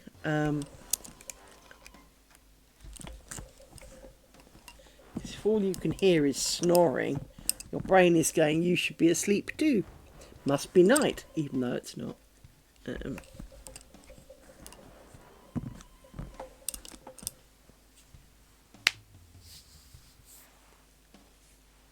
can't got to click on something on my phone, it might make stupid noises.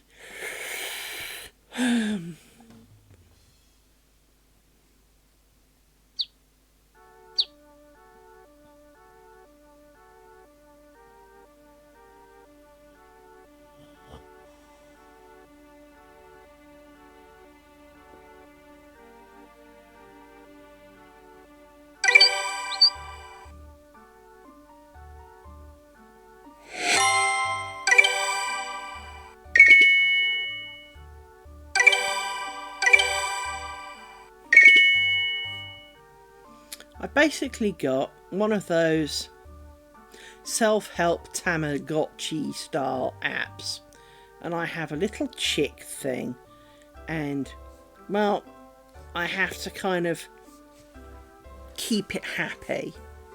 I do find myself, and I'm not going to pretend that I do occasionally find myself,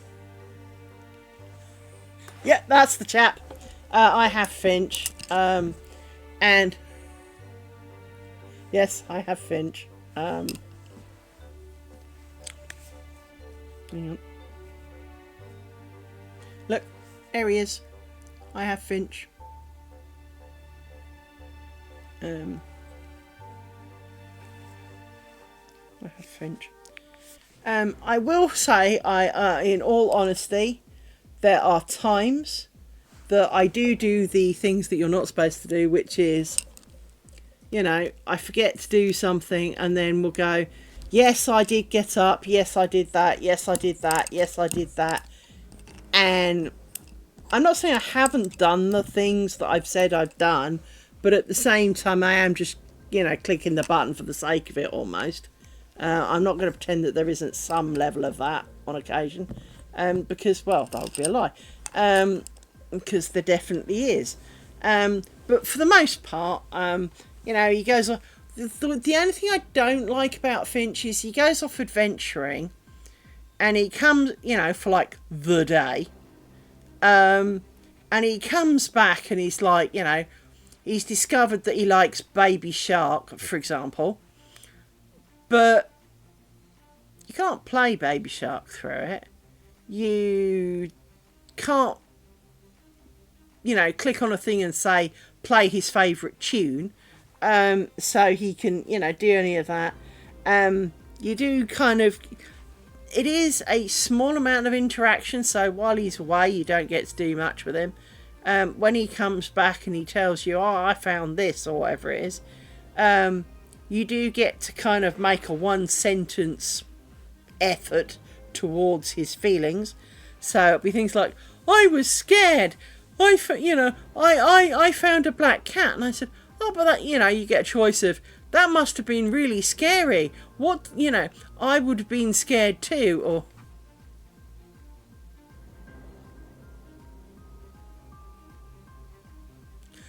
Yeah, I mean, one of the things that I will say is I chose for Finch to be male. Out of the, let's call them the 3 clothing, i.e. the ones that you don't have to pay a subscription to be allowed to access, nearly all female. I don't really need him wearing a skirt and a dress. So he's kind of walking around in pyjamas at the moment. I know there is a top hat and tails, but it's like one extreme to the other, isn't it? Bumming around your house in your PJs through to the most formal attire you could, it's top hat and tails job. He's not meeting the Queen. So I am a little disgruntled as the female ones have a wider range of clothes they can pick.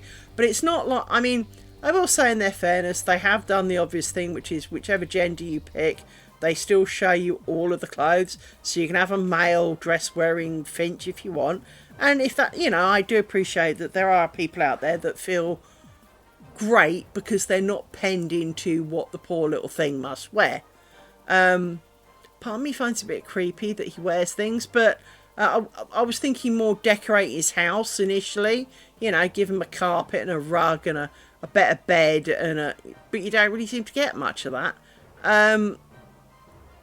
So I do like him. I do like the fact that you can kind of answer every day roughly how you felt today and kind of keep a vague mood diary without a mood diary. But I do find that, for example, I could go off and tick all the boxes and say I've done everything, even if I haven't. And that, I appreciate that defeats the whole purpose. But as a true user of any application, well, nothing stopped me. Nothing stopped me lying. Oh, we haven't had a spam bot for a while. Hello, spam bot. You've come here to die.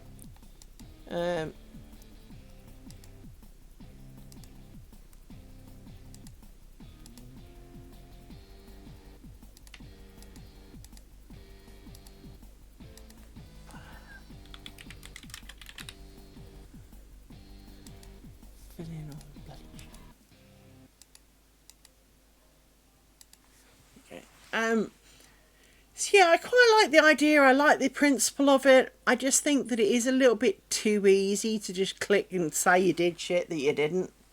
The only thing holding you to that are your own ethics. And of course, if you are in a very bad place and not feeling capable of doing these things, getting told how well you've done when you literally did jack crap kind of helps but doesn't. And so I think for me it would be if it did things like use the step counter on your phone so that it goes, it'd be things like, you and Finch took a walk for 2 miles today. Finch is really proud of you. That I think would be more helpful to an extent in a lot of ways. I think having some realistic tie to the world would make it a lot more valuable so that you don't lie to it, because I could write on it, I did a 20-mile walk today. Friggin' didn't, but I could tell it I did. If it asked me, because obviously it asks you to put some of your own goals in, not just its own, and you can set some goals and you can say you did them without looking at them. I think it would be nice if it was a little bit more in your way. So almost like every hour, what are you planning to do this hour? Did you succeed? So and how long will this take you? Not everything, but trying to gauge how long some of these tasks might take, so that if you get up at 7 o'clock in the morning and just tick yes to everything, that it wants to call you out on that. But at the same time, again, if you wait till 1:30 to say that you got up this morning and that you did all these things and that you're done, it's kind of like I almost feel like it needs to chastise you slightly and say you need to tell me as you're doing them, not as a big lump sum. And I'm quite guilty of the lump sum, do something in the evening, whatever it might be, tick off 3 or 4 things and go, ta-da! Excuse me, got hiccups now. Ta-da! Done now! And he's just as happy whichever you do. And that doesn't feel right. So he should, I feel for something that's trying to be a bit of a self-helpy thing, it needs to kind of go, did you really just drink 4 lots of water in 2 seconds? Perhaps you should pace yourself a little. That kind of moment. I'd like it to be a bit more in your face, I think. I'd like it to be a bit more interactive than it really is. Because at the moment, it does feel like, here is a to-do list. Check off your to-do list. Your little bud has sodded off and left you behind for a few hours. He will be back at some point and telling you what to do next. But of course he kind of doesn't. The other thing that I've been doing alongside Megabonk and Finch is a game called Pit Crossball, which is basically Breakout with additional shit in it. So you start off with a house, and you start off with like a paddle, and you go down the mine, you fight some bad things, you gain some gold, some experience, and then it comes back up, and you get to stretch something or change something about your house stroke location. The second part of that is that you start off and you get a load of abilities, and they're all really boring, but there are a number of things that you can get that damage you depending on how much of it you've got, and so the more you have, the more it controls.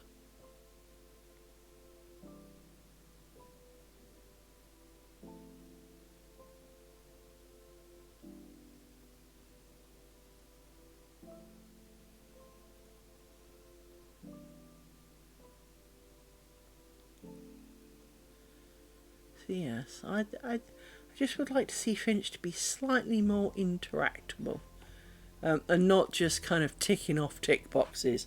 I'd like there to be a little bit more to do with him, even if it's just kind of play a bit of a game with him. Almost like, if you play gems with him, or you challenge him to a game of chess or checkers or patience. Just some little kind of built-in games that you play together, that you do like a social interaction together. Now obviously he wouldn't really talk to you, and it's not like he's going to drink your drink or anything, but to have a bit more personal to it, really. As I say, I think one of my frustrations is that as a male counterpart, he doesn't seem to have an awful lot of clothes options. I mean, I can change the colour, whoop, but the Pit X thing is actually quite cool.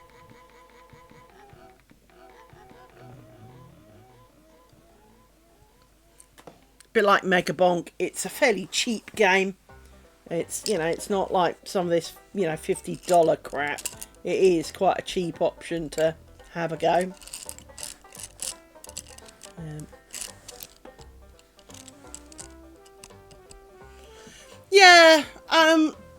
I'm a computer programmer. What do you expect?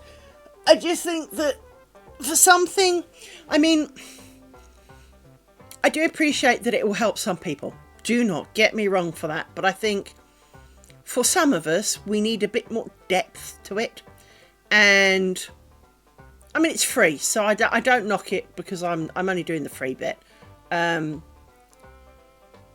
And I do know that there is a bit more with the paid one, but you don't get a lot more, it seems.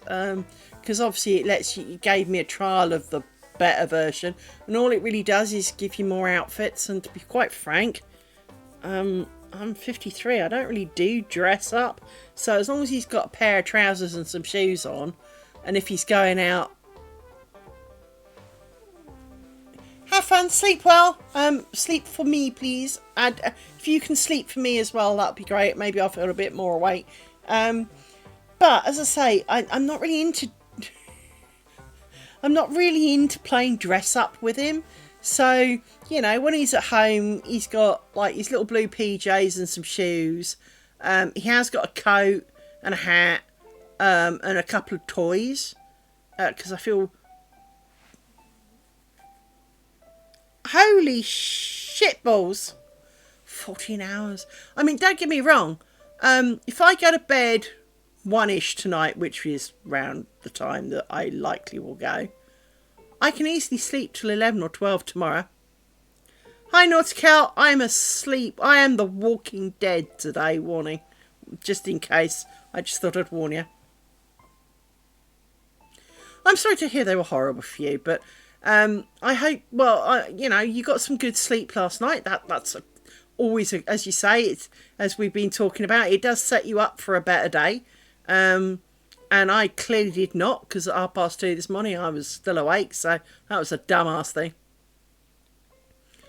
Exactly. So I hope that you get a good sleep. Maybe not 14 hours, but I hope you get a good sleep and wake up feeling good for tomorrow. But yeah, go and have a good sleep, hug some kitties, and you know, hug some pets, do some things. But yeah.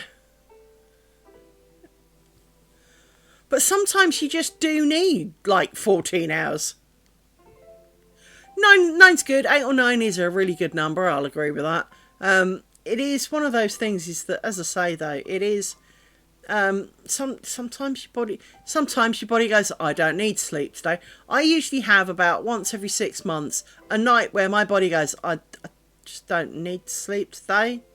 And I go, yeah, okay, we'll play games then. So we play games, watch films, stay up all night, and then do stuff, you know, go and do tomorrow. And I'm perfectly awake. But right here, right now, if I could sleep the entire weekend away, I'd be cool with that, because I feel that tired. I feel tired enough that if I mean, I wouldn't, but I feel like if I went to bed now, I could easily not wake up till Sunday. I wouldn't. I'd probably wake up about 10 o'clock, i.e. in about 5 and a bit hours time, and that'll be it. I'll be awake all night, so that'll be a dumb thing to do. But right here, right now, if I stop, if I don't keep moving or talking, then I'm going to fall asleep. Bye-bye. So yes, and where are we at? We're at 2 hours 20. Well, so do I. Thank you very much. 1, 2, 3, 4, 5, 6, 7. Put these in a stick. We're going to do the other side now. So we've done a lot this side. Well, I say a lot. It's not actually a lot. It's lots of time. We've done a lot of talking today.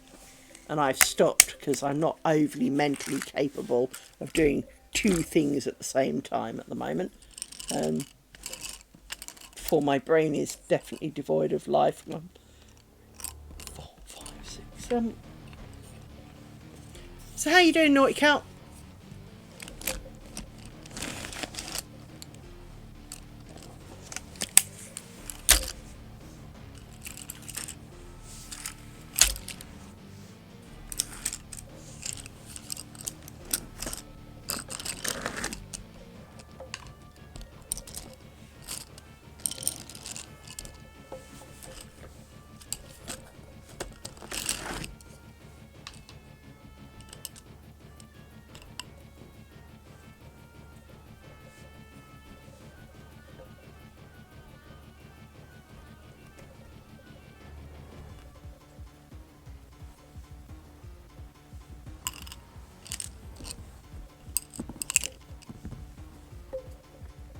I know it helped. I found I made a mistake.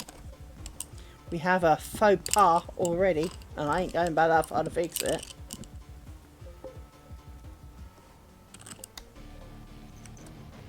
Rory snacks! You got a Rory snack!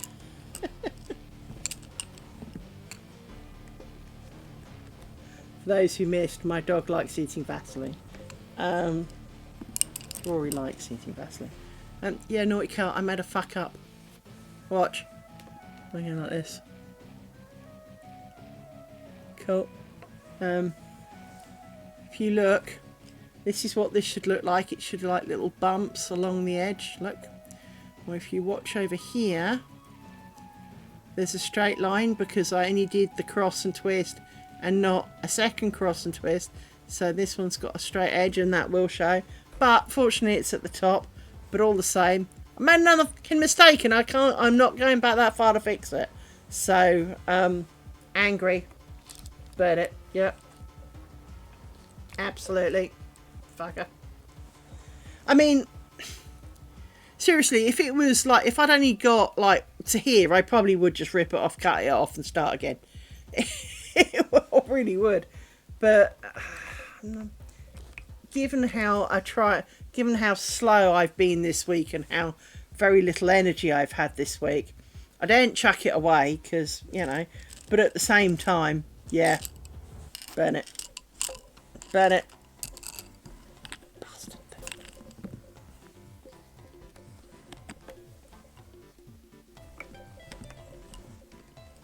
The worst thing is that, like I said, it's not like it's complicated. And it's hard to see how you screw it up without noticing when you come to do the next bit that it doesn't look right. Because how many times do I go, oh, that doesn't quite look right, and I go back and I redo a chunk. But for some reason, there are times that I just literally don't see that it looks wonky somehow, and then it is, and it's really annoying.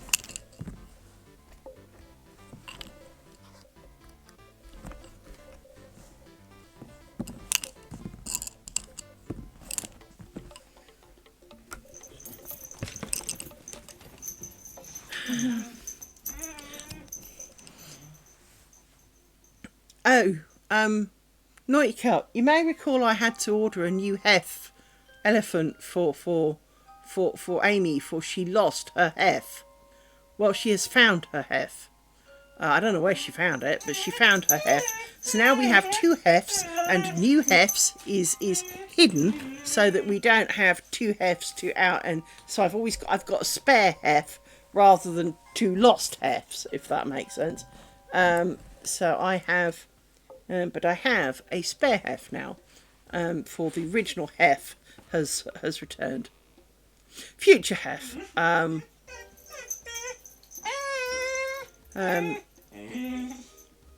She is a bit of a shit with it though. She does love it. She really does love hef. You do. Mind you, you loved Dino for ages.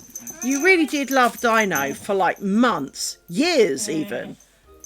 And then you suddenly had a bit of a spat, and then hefs was the answer to everything, wasn't it?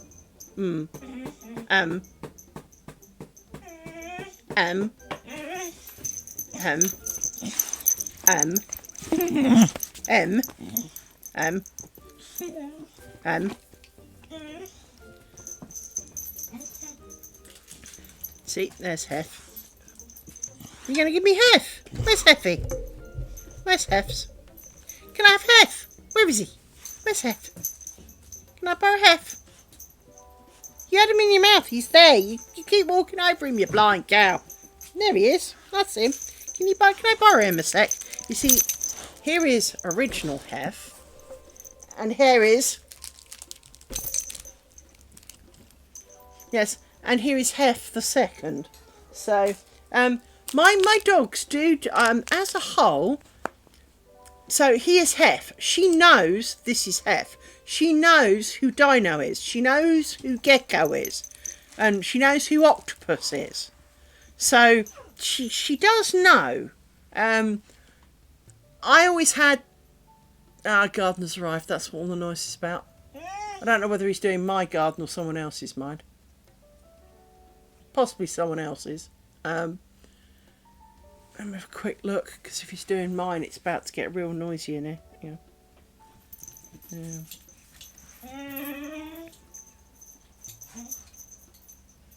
He's doing next door, so that's all right.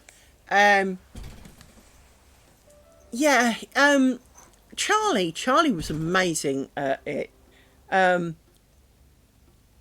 best ones always were out on a dog walk. You'd meet some random dude with their dog, and their dog would have a toy, and it'd be carrying it around. Charlie wasn't interested in their toy, and then you'd look round, and their dog didn't have the toy anymore. And you'd say, "Oh, your dog's dropped its toy," and he goes, "Oh fuck, I've lost another one." And you go, "Charlie, go and get whatever the toy was."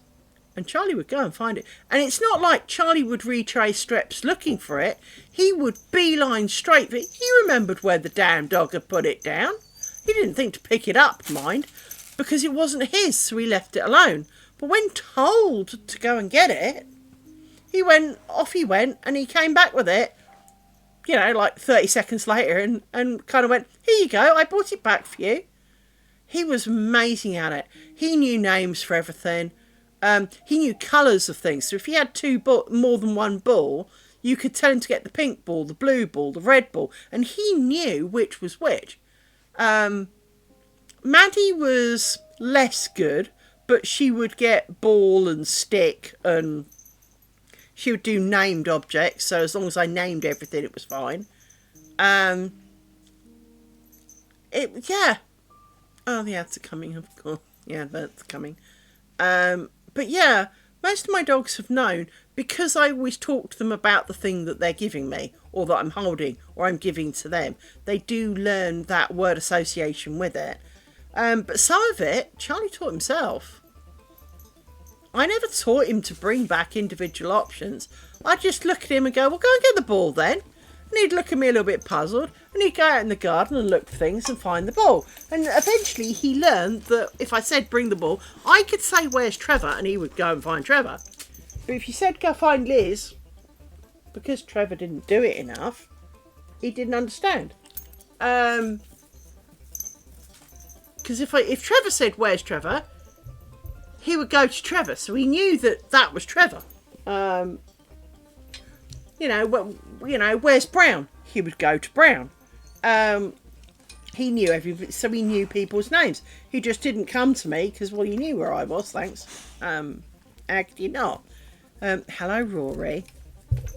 Hello, little man. Hello, miss. I have not got room for two of you. I really, really don't. That was Amy headbutting the light, of course. Hello. I have armfuls of dog. I do love my dogs. I love my dogs more when I can do my lace making without a dog in the middle, though. Amy, are you alright? You have laid down on my lap. You don't normally do that. Oh no, you're just sliding off it now. Oh, okay. Your dog tail will whack everything, yes. The table is because she's squeezing through a gap that's not really designed for dog. Rory, don't lick my hands, little man. You know that's one of the few things I absolutely hate. That's Rory headbutting the lamp now. Hello, Rory. Big yawn for Rory. You were all sleeping. You've all been sleeping. Yes, you have. You all did sleeping. She's got a lump. Yes. You're going to go and see. You're going to go and see. Hey, where's Heavy? Where's Heavy? You're going to go and bark at it. She says.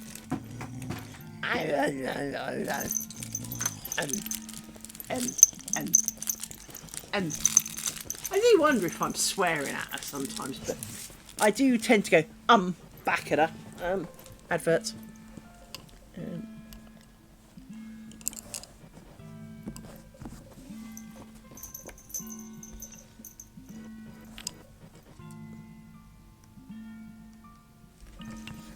Well, it's good for your skin, though.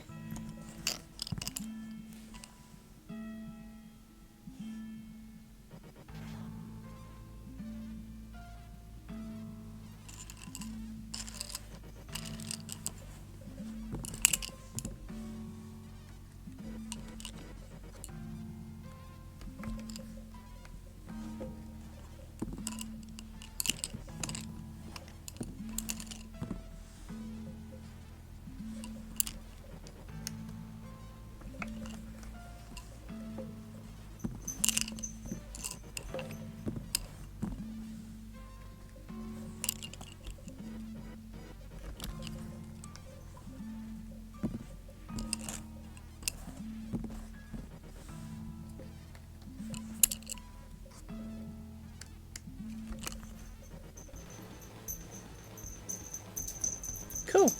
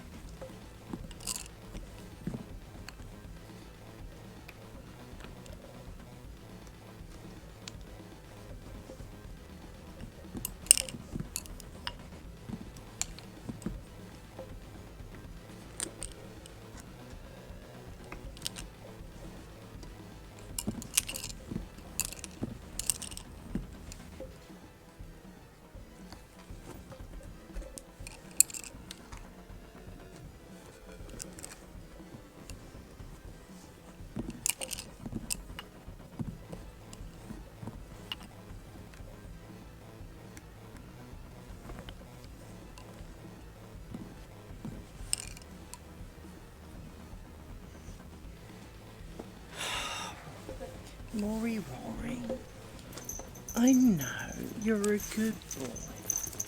You are a good boy. But stop licking my damn hands. And it is not time to order nuggets. No. It's not. It's not. I do love you though. No, I do. I do very much.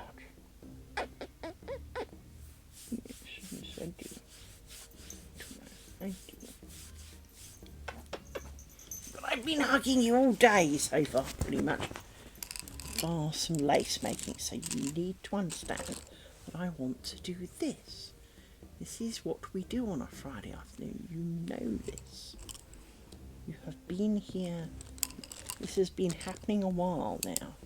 Over a year now. We have been choosing to do this on a Friday afternoon instead of the epic snooze. Yes.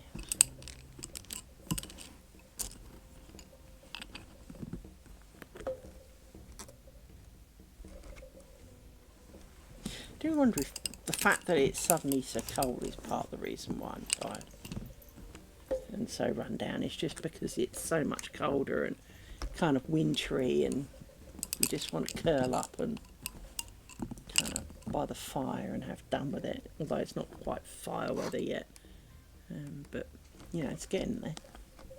There have been times it's pretty cold.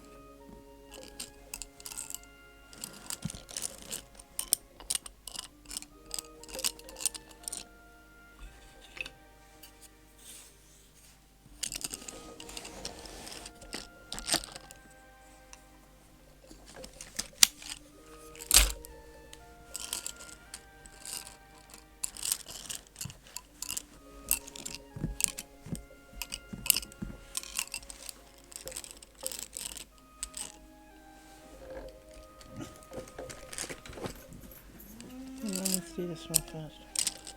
Let's tuck you up there. And then I need 3 more of you. Right then. 2. You are really, really short, so let's make you longer.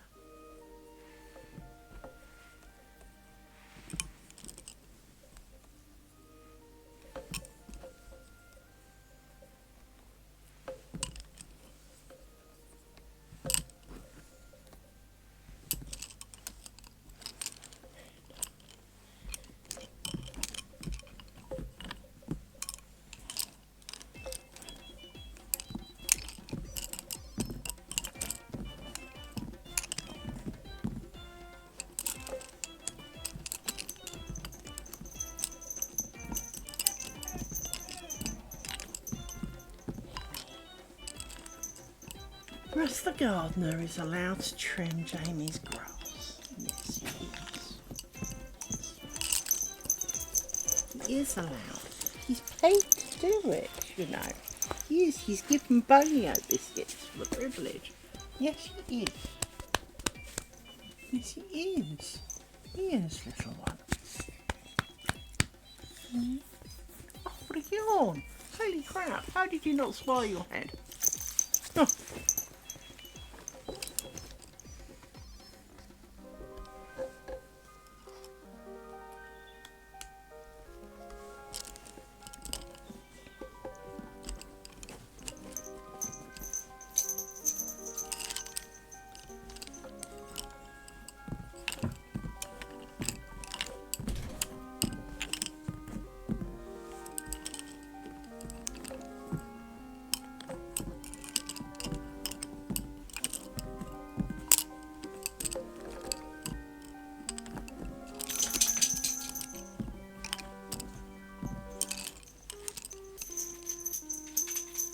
One of the things that I have been considering is, obviously, as we do this, we are very aware that mistakes have been made.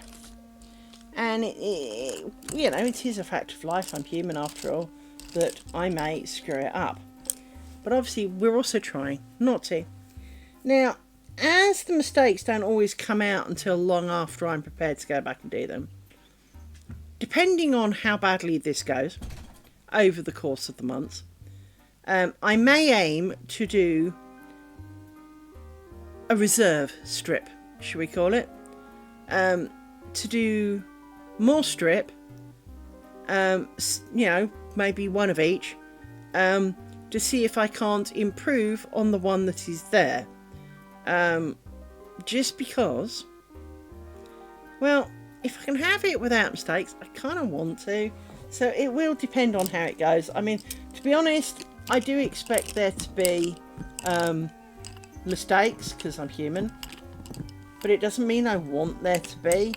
And so the fact that this one's got one right at the very beginning, I mean, as I said, it almost certainly will disappear in the main event, because, well, it's right at the very, very beginning. It's like, it was pretty much the second bobbin I did. That's pretty dumb, right? So as a result of being like, I think, let me quickly count. Put that pair in, can't do anything. Put that pair in. Yeah, it was the second bobbin. It was the second pin that I did. I mean, not exactly off to a great start. And I think that with that in mind, then obviously you know, if I can improve, you know, there is almost significant scope that I will screw it up some more at some point, and depending on what and how and where, you know, because obviously we'll only find it, most of the mistakes that, because obviously we've undone a load to go back and fix it, and it's not that I'm not prepared to go back and fix things, but like I said to you before, if I only see it once I've pulled all the pins out afterwards, and I've got quite a long gap here, this is kind of like 2 days worth of lace making. If I have to go back, you know, kind of that far, chances are I'm not going to go back that far, because, well, it is too far. And, you know, it would be soul destroying to go back that far, really, if I don't have to. So depending on what it is, where it is, how it is. If I fudge it up so bad that I feel really bad about it, maybe making a replacement one will be the thing of the day. Amy! Woman! Shut up!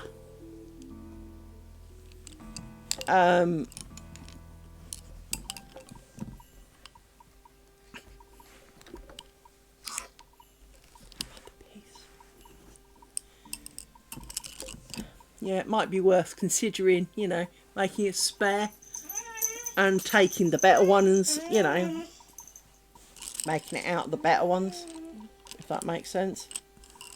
But as I say, it's not like it only takes a day to make one. If it did, that would be ideal.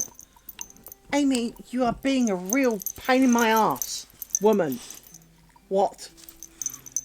I know, Russ the gardener is here. Yes, he is. I know he is. I heard him. Yes, waggy, waggy, waggy. Yes, I know he's here. But he's not scared of you, but you're a bit bouncy for him. Both of you. And you keep finding his bollocks. So he's not overly keen to speak to you because you bounce on him too much because you're too excited. Yes. So it's not like you'll get to go and say hello to him. No. But he's allowed to be here. He is paid by someone, not me, to be here. So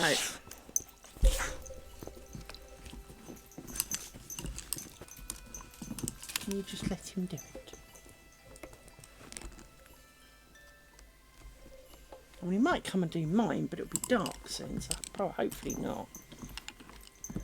But he will probably come and knock on my door and ask when he can come and do mine. But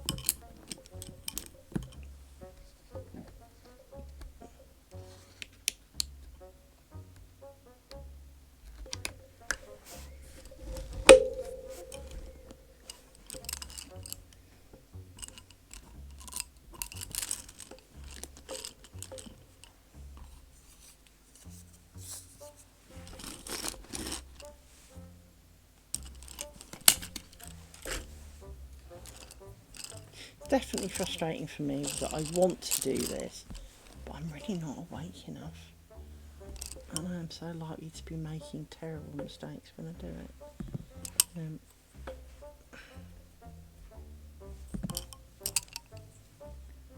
Because I do fear the mistake level will be high for being tired. You know, poorer concentration and all that.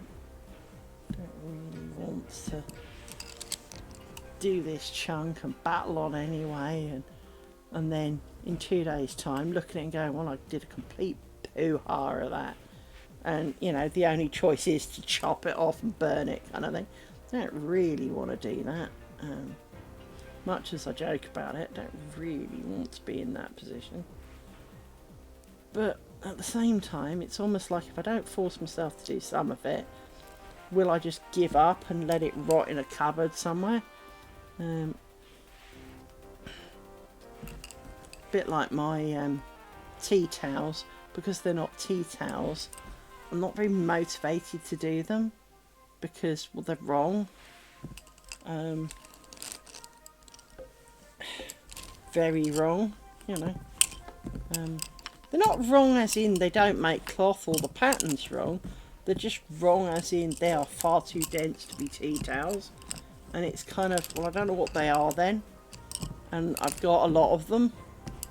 So I don't quite know what to do with them. So I don't really want to make more of them. But at the same time, you know, the want to make them is kind of there. But knowing that they're wrong, not so much, you know. It's definitely an odd state of being. So it's like this. I want to do this.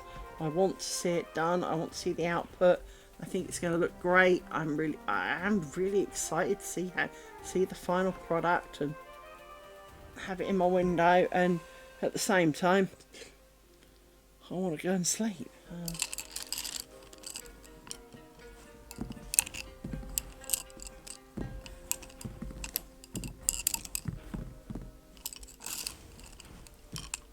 Bit disappointed I won't have made an inch today.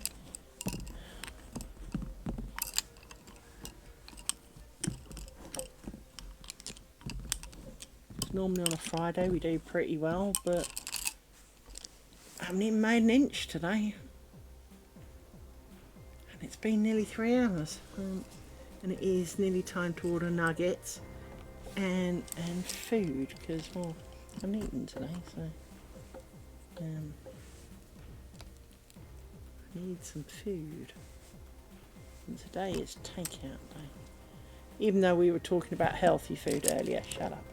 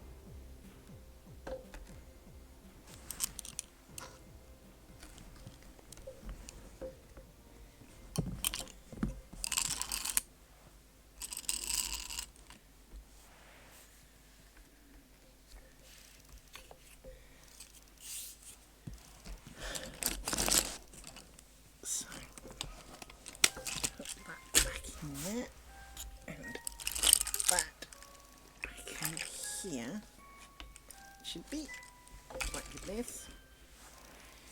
And let's see how we did today.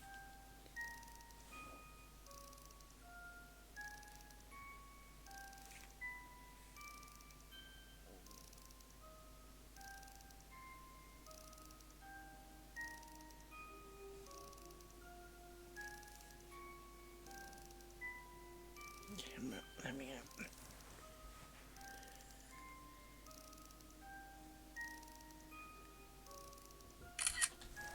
See how it looks.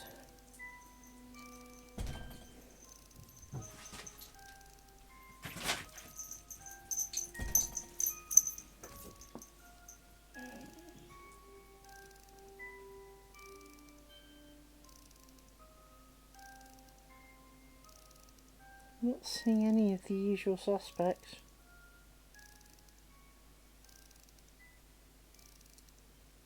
But we also didn't make it to inch number 3.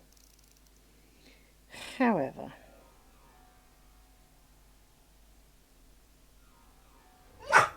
does seem fairly successful on the grounds there is no major faux pas, given how tired I am, and that the moment I turn this off and stop, and if I just stop and don't say anything and to plug the dogs and stuff, if I just sit there and sit still, I'll be asleep in literally 2 minutes. I'm not even sure it'll take that long. Yeah, battery is definitely low here. So yes, I do apologise for all of those who've had to put up with my rather low batteries today. And obviously the fact that I haven't streamed much this week because I've been very low batteries, and obviously I have nodded off even though my brain says that I didn't. I must have done, because too much time is not accounted for during the evenings of this week, because, well, yeah, it's the way it goes. So as I say, it's been lovely to see you. I'm going to quickly see if there is somebody I should be sending you to, and the short answer is I don't think so. So I'm going to leave you to make your way in life. You can choose whoever you may choose. I will not thrust you upon anybody. I hope to see you tomorrow. Part of me's not really up for a really late night stream, so I might bring it forward a little bit so that I go to bed a bit earlier. But we shall see. We shall see how we do. If I get a lot of sleep tonight and I'm feeling really good tomorrow because I haven't been to work, and, you know, maybe I've had a bit more snoozes and stuff, maybe I will be up for tomorrow. Bye Bailey. And just to remind you, for those who didn't see at one point, I know this looks like a screwed up mess in part because it kind of is, but if I lie it down a bit, and there are lots of bits of strings that need sewing off, so there's like one motif there, one motif here, one motif there, and they kind of need to go together to form a ring, but it's supposed to be a ring of these little ones, so I'm kind of not quite sure how this works, because that should line up, but then that doesn't line up with that one for some reason, and partly because I think it's come undone a bit, that's why it doesn't kind of line up a bit. It's because I haven't finished this one off. So that lines up, but I don't think they're supposed to kind of line up like that, but maybe they are. So maybe that was supposed to join to that one, but I don't think so, because there's supposed to be another one in here, but there doesn't seem to be enough room. And so it's because if I flip this like that, they go kind of like this, and I need to join them together. So maybe they should have joined together. Maybe I should have paid more attention. But I can cheat, because when I come to join one to here, I can join both together and pretend that it already happened. So that's definitely a thing. But yeah, it's kind of how this one's going.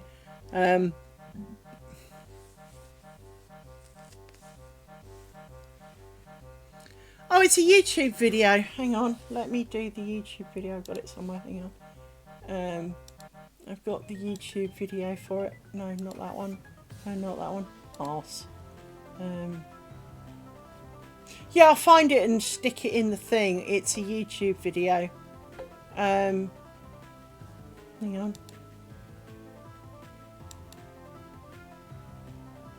There it is. Hang on.